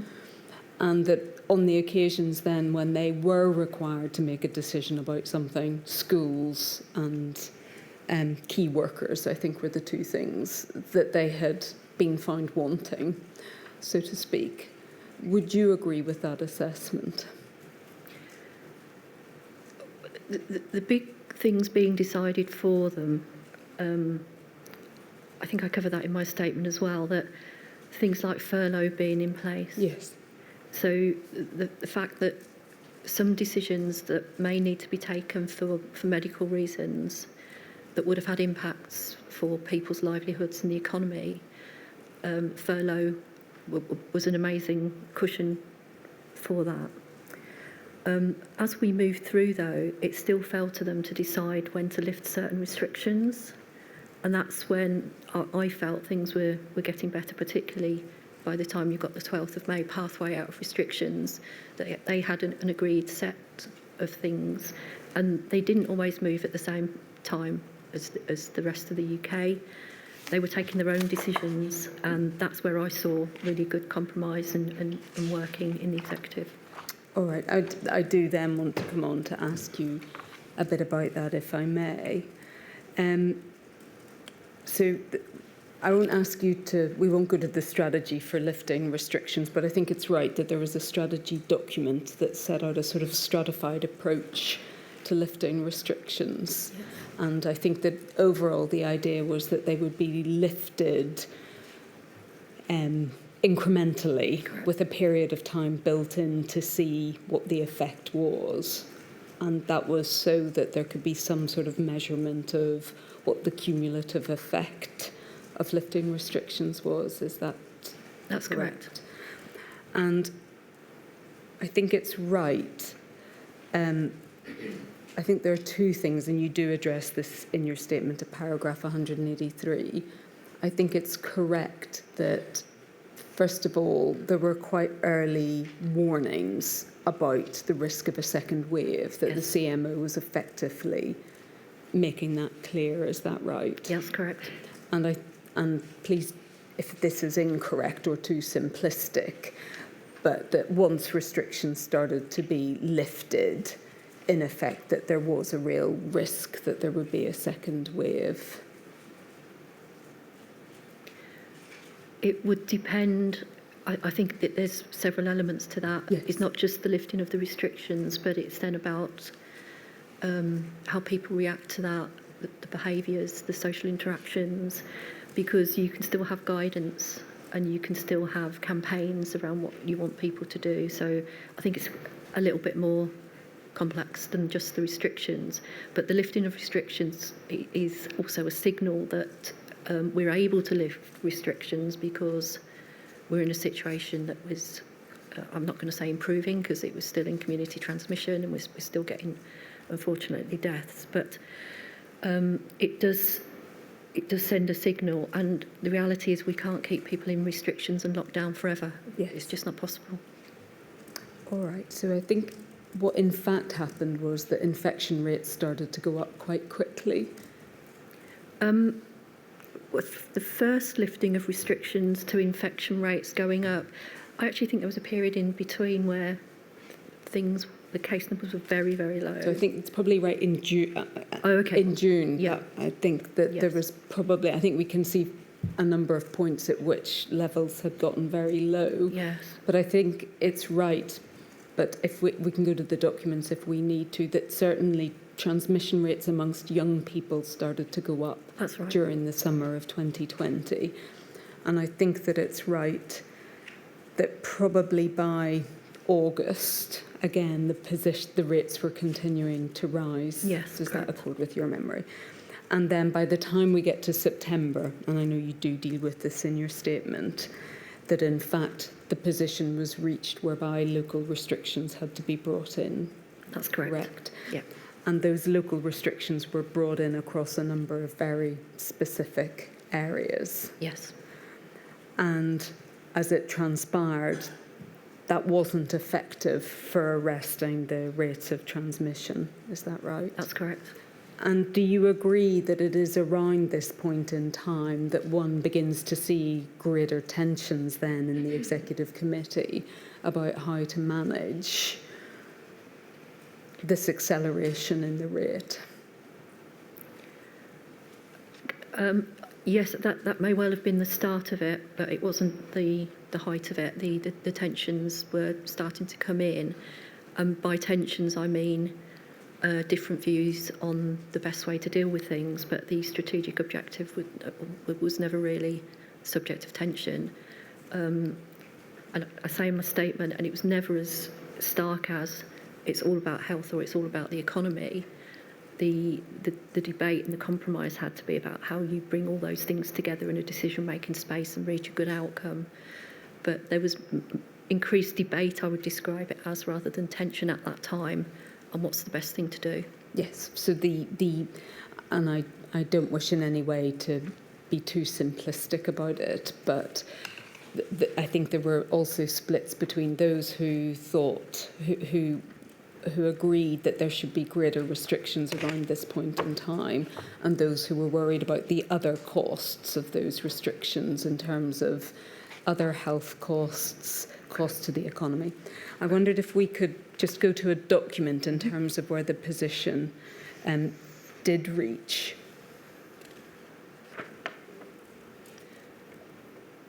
I'm just going to check which is, yes. It's INQ 000 306 179.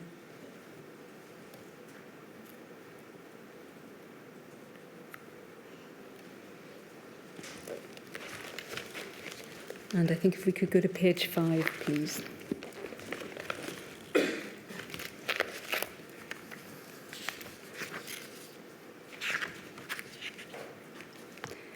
And this is an email from you, I think, sent very early in the morning, setting out where the position had reached. And I think that you set out, we can see the reference to Northern Ireland being days away from being overwhelmed, significant implications for the economy.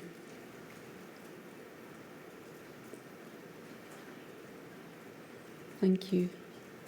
Yes, sorry, I'd missed it. It's in the first paragraph. So there were rates of around 1,000 cases a day, which obviously for Northern Ireland was really, really alarming at that stage. And then you set out, just going further down, the email that contingency arrangements were now essential. That's just at the bottom of the first page, that you were putting together a framework for decision making. And then the choices that need to be made. And I think closing education was obviously one of the most significant ones. And then setting out the list of issues that were of most concern. But I think it's right, Ms. Pearson, that once again, at this stage, the concerns were the twofold ones of the transmission rates going up at a really alarming rate, and also that the Northern Ireland Health Service was within a short distance of being overwhelmed as well. Yes. And again, can you, I mean, your email obviously conveys the concern and the urgency about that. Was that something that you felt at the time, that this was critical? Yes, and I can't pinpoint it in my head at the moment, but I don't think I would have sent an email of that sort to senior colleagues without having spoken to Michael and Ian. I would have got my sense of the urgency about this from them. I think this was a Saturday, and we did indeed meet the next day. And I think, in fact, we might just see that. I think you're right, and I think the chief scientific advisor, in fact, replies. We just go up the email. Yes, he says the position's worsening rapidly, Yes. and they're working on getting additional data. And I think, in fact, then if we go to page 1, we see the counter view being expressed. Yes, so that's Mr. Brennan, who I think, was he from the Department of Economy? Yes, he was the permanent secretary at the Department of Economy at the time. And then he sets out, we can see this at his second paragraph, that he appreciates the rush to impose greater controls. And then puts it in terms of, is it to protect the NHS through the winter period, minimise COVID deaths? If so, what is the cost per death when assessed against the wider social, economic and non-COVID deaths? Is that right? That's what it says, yes. So that effectively, that might be thought to illuminate the issues that arose at this particular point. I think Mike was being realistic about the debate that would be had in the executive. I think if you look at this, again, this is some time on, but what's the rationale? I don't think that's querying the need for action, because he starts with, I can appreciate the rush. That can be read as an invitation to be very clear about why we're having to be in this space, because this is going to be a difficult executive meeting. Yes, and it's going to be difficult because there were ministers who were already wedded or committed, perhaps, to the view that the costs needed to be analysed very, very clearly about having a lockdown at this, or having any significant restrictions at this point in time. I agree. I think that's right. I think this is a very realistic readout from Mike. It's a heads up of what's going to come. But I don't think anyone was ever just, it has to be about the economy and nothing else. It's always a question of balance by this point in the autumn.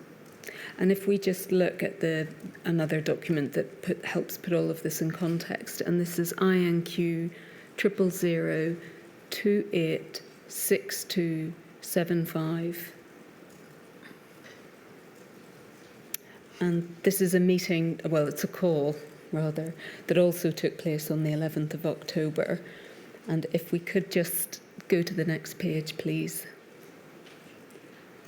But again, I think we can see, certainly from the Ministry of Health, the concerns that were now being, or the alarm bells that were being sounded. And I think we find here the concern that Northern Ireland was 10 days away from the health service being overwhelmed. Yes. And I think, in fact, at around this time, you may remember this. I don't think I need to take you to it. But in fact, the rates in certain parts of Northern Ireland were also referred to at Cobra, Yes. because they were amongst the highest in the United Kingdom. That's correct, particularly in certain geographical areas. That's right.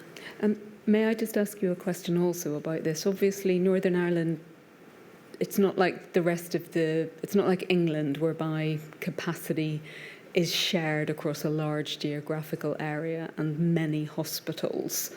So that if if there are pressures in one area, they might be relieved in another. In Northern Ireland, those concerns about the health service being overwhelmed, are they more pressing because there's less ability to share that pressure? I hope that makes sense. But yeah, it does make sense. I don't feel able to answer that. Okay. I think that would be for the CMO. Sorry. No, don't worry. But I think, again, we capture in this, obviously, again, there is a real sense of urgency almost coming off the page in Yes. respect of this. That is correct. And as well as the case numbers, we'd also had the SAGE, Yes, on the Sage- 21st of that's September. SAGE 58, I think. Yes. So that's, I recall this meeting, this is the next day after the previous document that you just put up. This is a Sunday afternoon, and the Chief Medical Officer is very clear on his advice. Yeah, because he's also saying it's not just days away from the health service being overwhelmed, but also very significant numbers of deaths as well. Yes. And I think it's right then, and you deal with this in your statement, that what was being suggested at this point in time and the recommendation that was eventually made by the CMO was that there be a 6 week period of more intensive restrictions, correct? That's correct. And what you've said in your statement was that the prospect of that became a very difficult one for the Yes. executive committee. Yes. And again, can you just explain a bit more about why that was so difficult, notwithstanding the apparent issues that were at stake? So I think SAGE and I think the CMO were suggesting something in the region of a circuit breaker. I think that was the language Yes. used at the time rather than a lockdown. So that would have meant a significant reintroduction of a good number of restrictions for, the recommendation was 6 weeks. I think why they felt this is a personal view, why I think they found that difficult at that time was because they'd now got the lived experience of the impact of restrictions on people, families, on education and the economy. Each minister would have seen it in their own sectors, they'll have heard it from their constituents. So they had to go through a process of balancing that. But it did start to ramp up the tensions on quite what the right answer was at that point. Yes, that's correct. And again, is it too simplistic to say that in fact those tensions did separate along political lines at that point?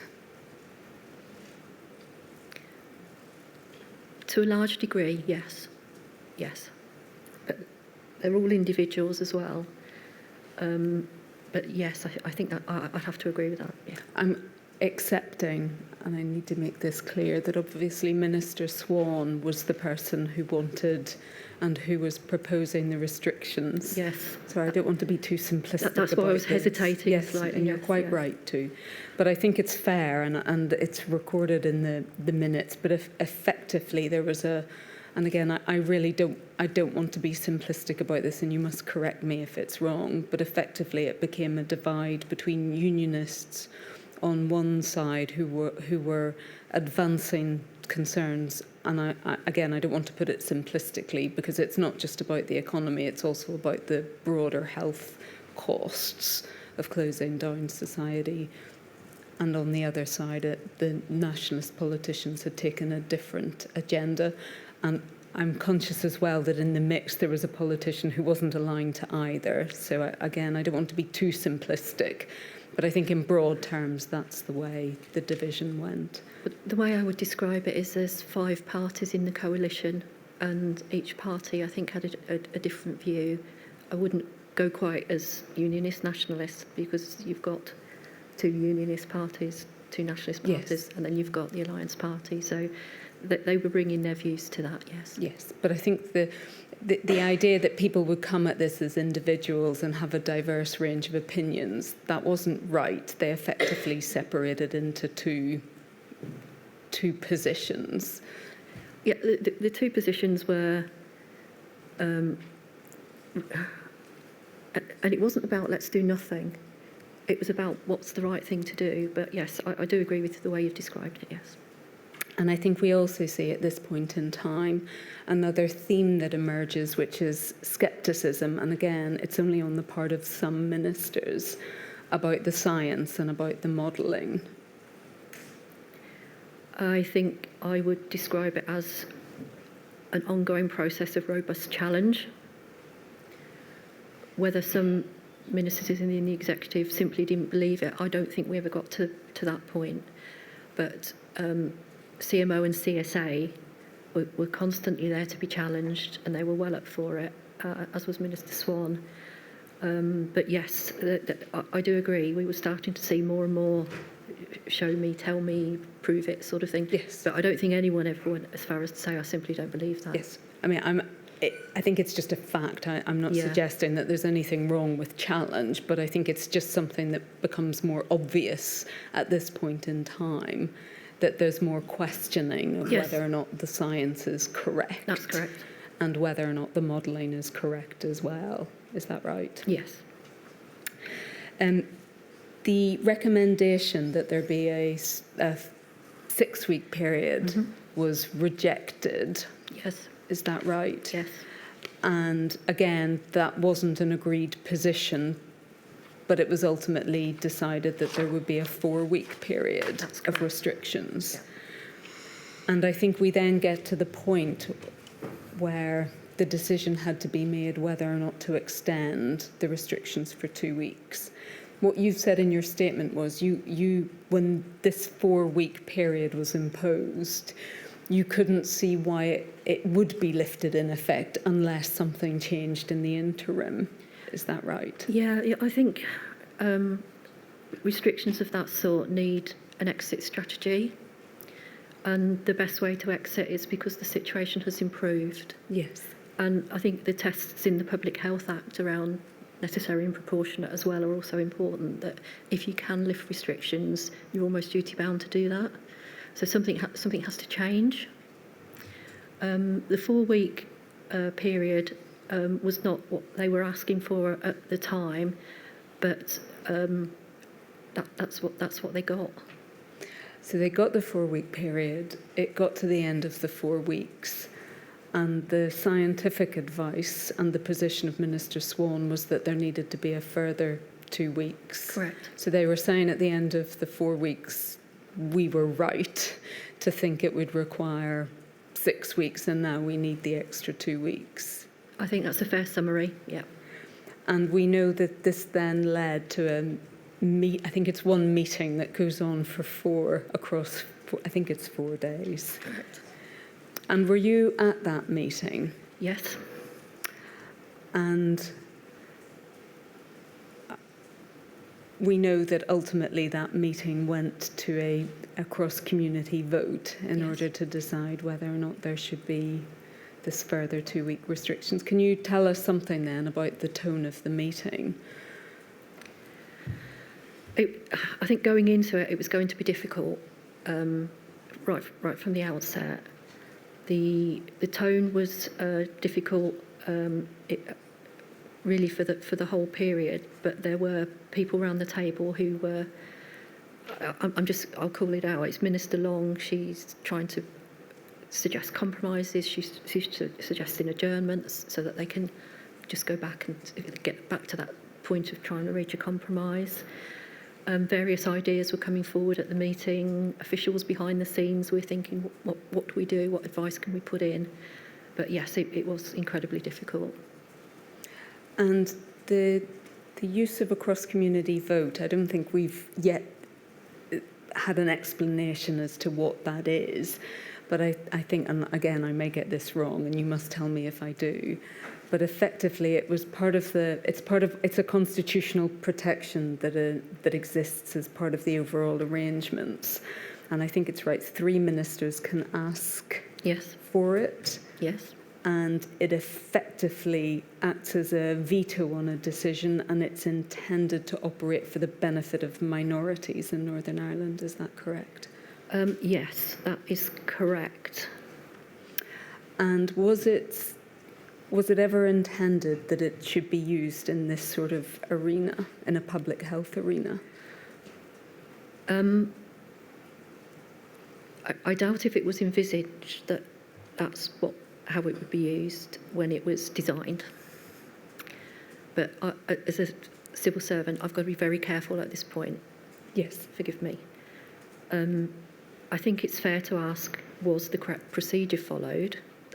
I can't get into, was this a good use of a cross-community vote, because that's a political decision. I cannot speak on that or criticise that in any way. Sorry, I'm just putting that out there. Well, let me put it to you this way. The measures that were being proposed were health measures. Correct. And they were health measures that were being proposed in respect of the entire community in Northern Ireland, regardless of their background. Correct.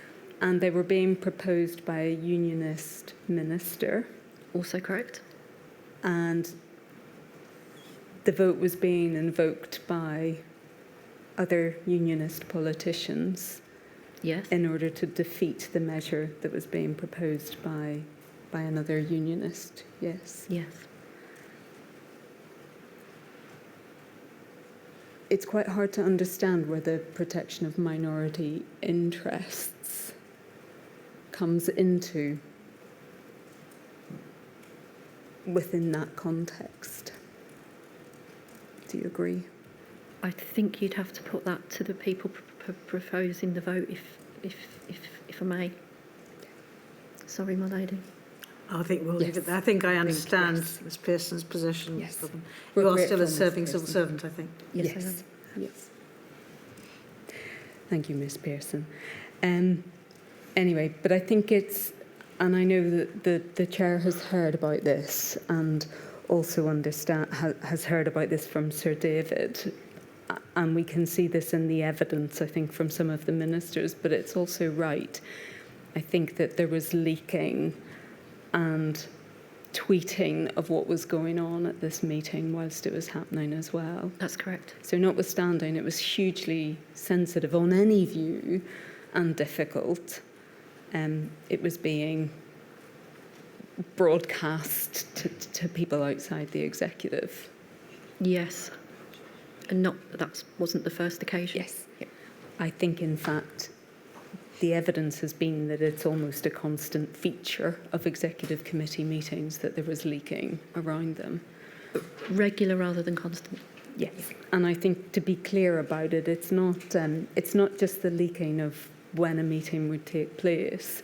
I think we see evidence of leaking of what was actually going on in the meetings whilst they were taking place. Yes. And again, I think it's understood that you're a serving civil servant, but just by way of a general observation, it must be very damaging to decision making if the people round the table can't be assured that they can speak candidly and openly without fearing that it's going to be provided to journalists at much the same time as they're saying it. That has to be right, yes. I think you've set out in your statement some of the other challenges, if I may put it in that way, that were posed to the executive committee in its decision making. You've also, and this is at paragraph 237 of your statement, you've also said that in addition to leaking, there was also public briefing and commentary contrary to collective decision making, and I think we'll see some examples of this when ministers give evidence. But just again, I think generally speaking, that was also correct, wasn't it? That certain ministers at points did come out in public and make statements that were contrary to the positions that had been agreed. They came out and aired the views that they'd expressed in discussion. And I'm not going to say every single one of them did it. No. But it wasn't just one or two. And I think the other point that you may make, which is a point made by other witnesses as well, is that those ministers who weren't from the main parties, and this would apply particularly to Ministers Long and Mallon, Yes. and I think unclear as regards Minister Swan, but certainly as regards the two of them, that they would often receive papers very late in the day or be less involved, I think, perhaps in the Yes, and I think decision making? yeah, I think Sir David dealt with that as well, and that they found it difficult to arrive at a meeting with late papers, and Minister Long in particular would regularly ask for that to be recorded in the minutes, and sometimes she would ask for a short adjournment just so she could properly read herself in. I actually noticed when you put a document up for Jenny Piper yesterday, it was a note of, I think, her first meeting with FM and DFM in December 2020. There's a reference in that to, it was either Minister Long or DOJ late papers, something like that. Yes. And that was them recognising, it wasn't DOJ submitting late papers, that was them recognising that Minister Long had a concern about that, as did Minister Mallon. And again, I think it was a question perhaps the chair had asked, whether or not the late provision of papers was also because of fears about leaking as well, so that they were given out as late as they possibly could be. Is that?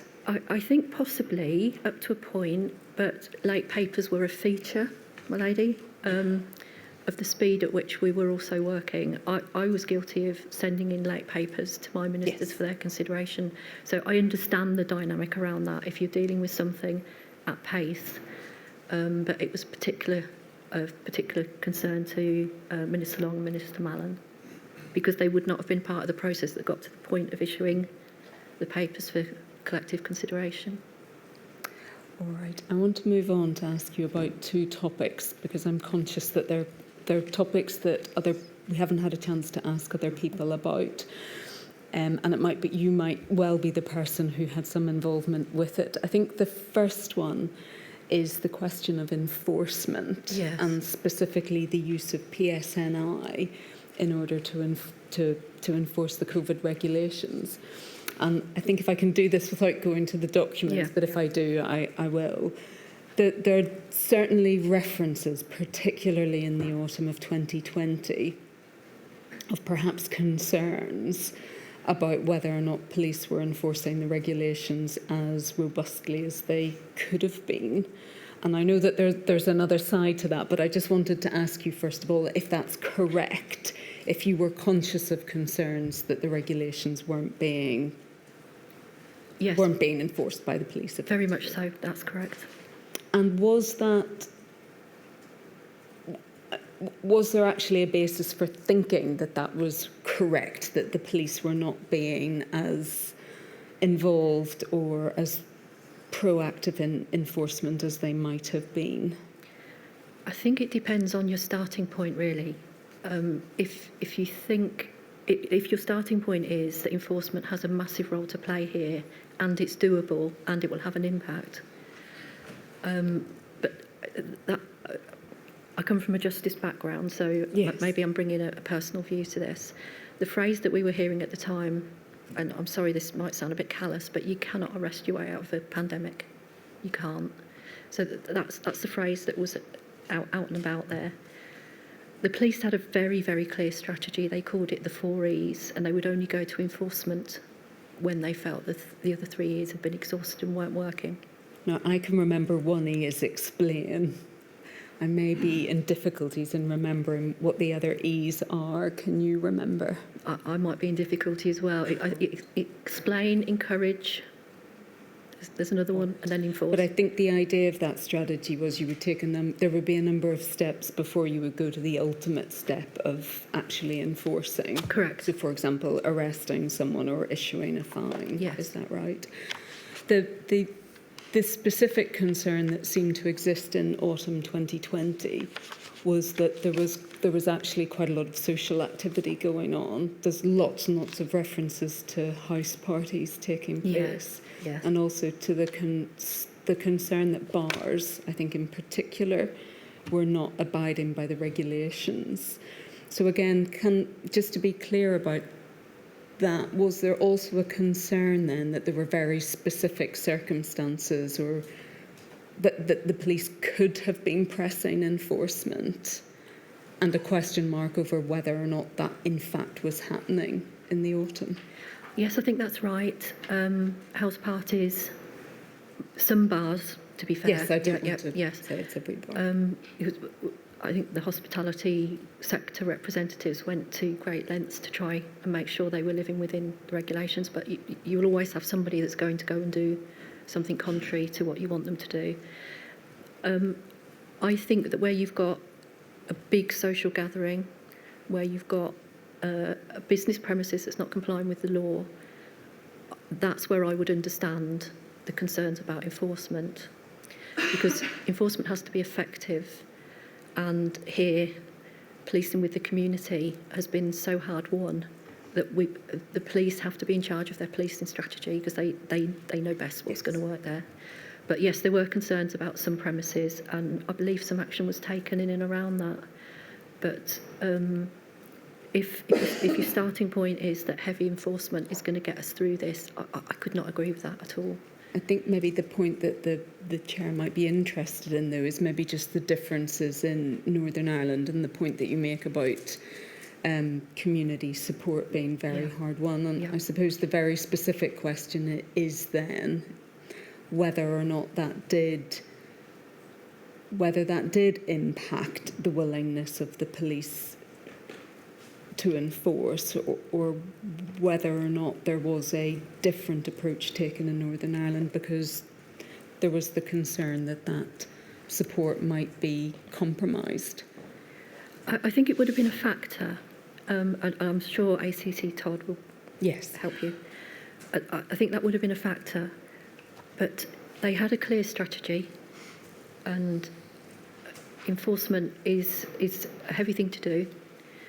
And where they felt that the other 3 E's could work and would work, then they needed to be left to devise their strategy on that. That's just operational policing. And there has to be a line between what people might think is right and stepping over that boundary into the operational decision-making space, which would be fundamentally a wrong thing to do. It's absolutely fine to express concerns, have the dialogue, and the junior ministers would be sitting with ACC Todd and talking about it, with Robin Swan present, all views expressed, but ultimately enforcement decisions can only sit with the police. And I think we understand that, but just coming back to the view from within the TEO, I think it, and again, if this isn't correct, but there certainly was the concern on the part of ministers, particularly in the autumn, and I think on the part of perhaps the CMO as well, that there needed to be more robust enforcement, that there was actually a requirement for it. I don't want to get that wrong. There were some views to the extent that an enforcement group was set up so that discussion could be had. Yes, I was going to ask about that. Is that in fact the correct position, that the enforcement group was set up because of concerns that policing wasn't as robust as it might have been? Yes, and it wasn't the only available enforcement route. Local councils, environmental health officers, there were other ways to do enforcement as well, and I think the enforcement group really had to look across those and not look solely to the police. And the final topic that I wanted to just before we move on, just to assure Mr Phillips for the National Police Chiefs Council that I do listen. No. I think it's engage, explain, encourage, enforce. Good. I'm sure that won't be forgotten. Because I've heard it in other modules. I'm not sure. I'm less familiar with it. The last topic is obviously an incredibly important one that you've dealt with in your statement, and it's the question about the identification of equality considerations within civil contingencies. And perhaps broader than that, if I may, but because it doesn't necessarily fit within a strict equalities framework, but the identification of those people in society for whom either the pandemic might have a disproportionate impact, or the effective restrictions might have a disproportionate impact. And I think that you've said in your statement, and this is at paragraph 340 if you need it, that you didn't think that adequate consideration had been given to equality considerations during the response, and that ultimately that was a question of time pressures more than anything else. You do, and I will take you to this in a moment, you do refer to the fact that there was some consultation with groups, including, for example, Disability Action in Northern Ireland. But can I please ask you about your overarching observation that there wasn't significant consideration? Well, I just think that's factually correct, and I would associate myself with what Jenny Piper said about it yesterday. We could have done more. We should have done more. Should have found a way to make time. And I really liked her idea yesterday that having an inequalities work stream within the ECT might be a model should we ever have to go there again. I think we're trying to do more in the civil contingency space, and I would love to have the opportunity of talking to some equality groups in Northern Ireland about that after the inquiry, of course. But yes, that's all I can say. I'm not going to try and explain it away. Could I ask you though what you judge now at this distance were in fact the equality considerations which ought to have been given much more focus at the time? Twofold. Vulnerable people as I don't know what to say, not a group because it's so vast. Vulnerable people and then Section 75 categories. And in terms of vulnerability covers obviously a huge range of people in society. I mean, that encompasses poverty, child protection, elderly people. That's almost every possible group of people. So do you accept that really as regards almost all of those groups of people in society to whom extra consideration needed to be given as part of the planning, that effectively Northern Ireland fell short at all stages? Fell short. I wouldn't want to suggest that absolutely nothing was done and there was no consideration. But I think what Jenny was saying yesterday is you can't point to a structure for it in the way we dealt with the pandemic. Each department, I think, would have been taking the steps that fell to them.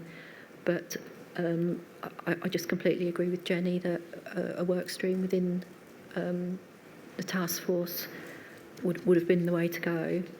We're doing some steps at the moment in how we're developing our civil contingencies risk register that does almost force a consideration of vulnerability in Section 75. So I think we can make some improvements for the future, but that's the sort of thing I would like to talk to the equality groups around. How does that work? Does that capture your concerns? Is this going to make it better? So we have to be open to that criticism. Sorry, I didn't mean to cut No. across you.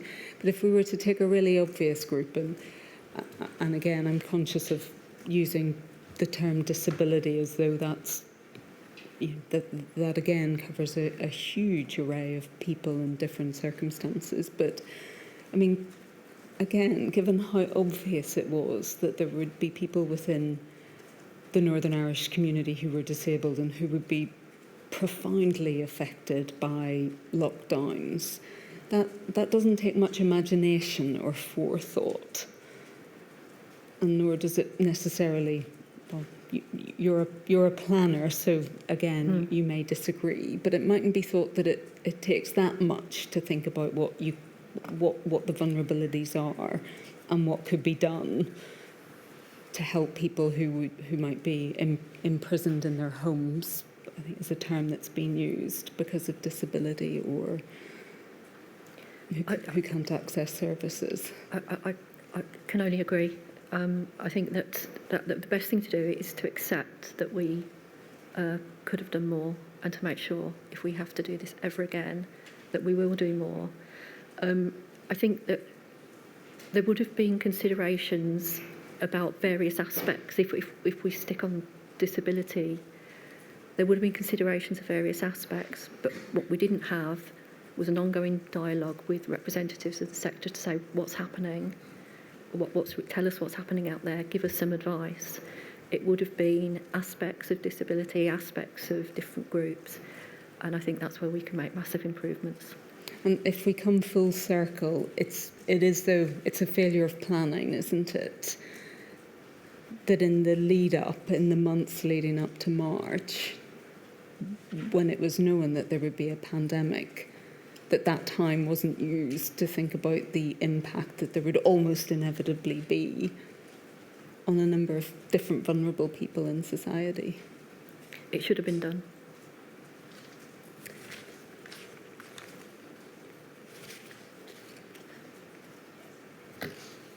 Just before we have any questions from Ms Campbell, not quite the same point as as equality considerations, but were you present at meetings when closure of schools was discussed by the politicians? I don't think I was, my lady. I don't think I was. So would you know what considerations were taken into account? I mean, I've heard a number of evidence around the United Kingdom, number of pieces of evidence about closure of schools. And although politicians seem to have taken into account, obviously, the fact that children wouldn't get their formal education, and they might cause problems for key workers who would have children at school, I don't seem to have had a lot about politicians talking about the lack of social development. Do you know if that was a factor in the decision to close schools?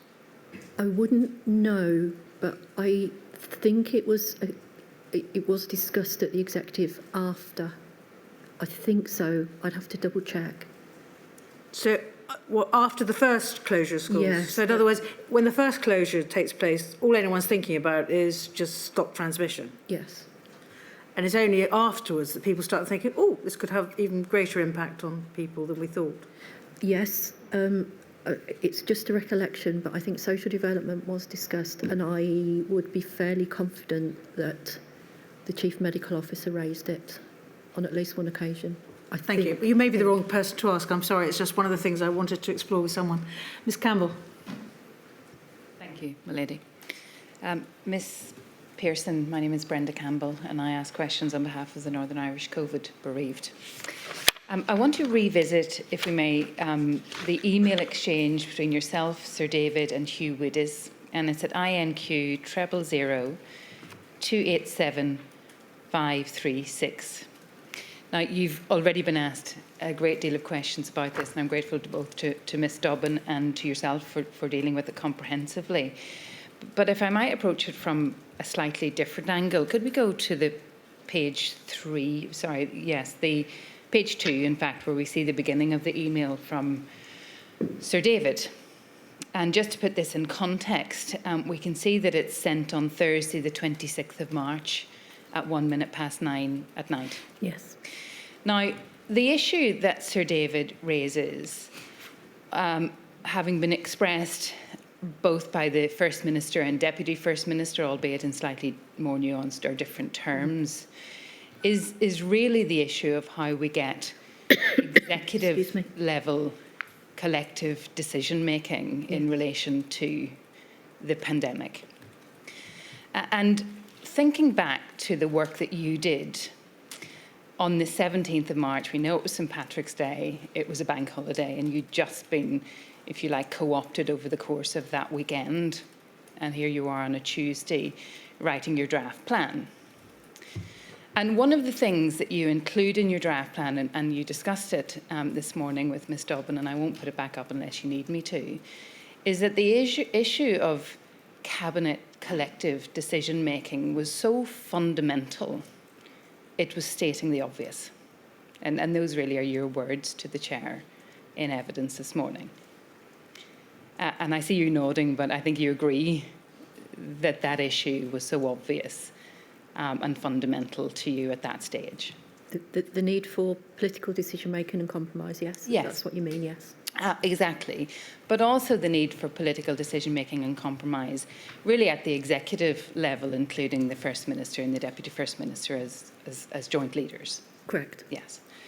And that's really why you included it in your draft plan on the 17th, and why it went in that form, almost entirely unaltered, if not entirely unaltered, to the board 2 days later. Correct. Now, here we are a week on from that having been presented.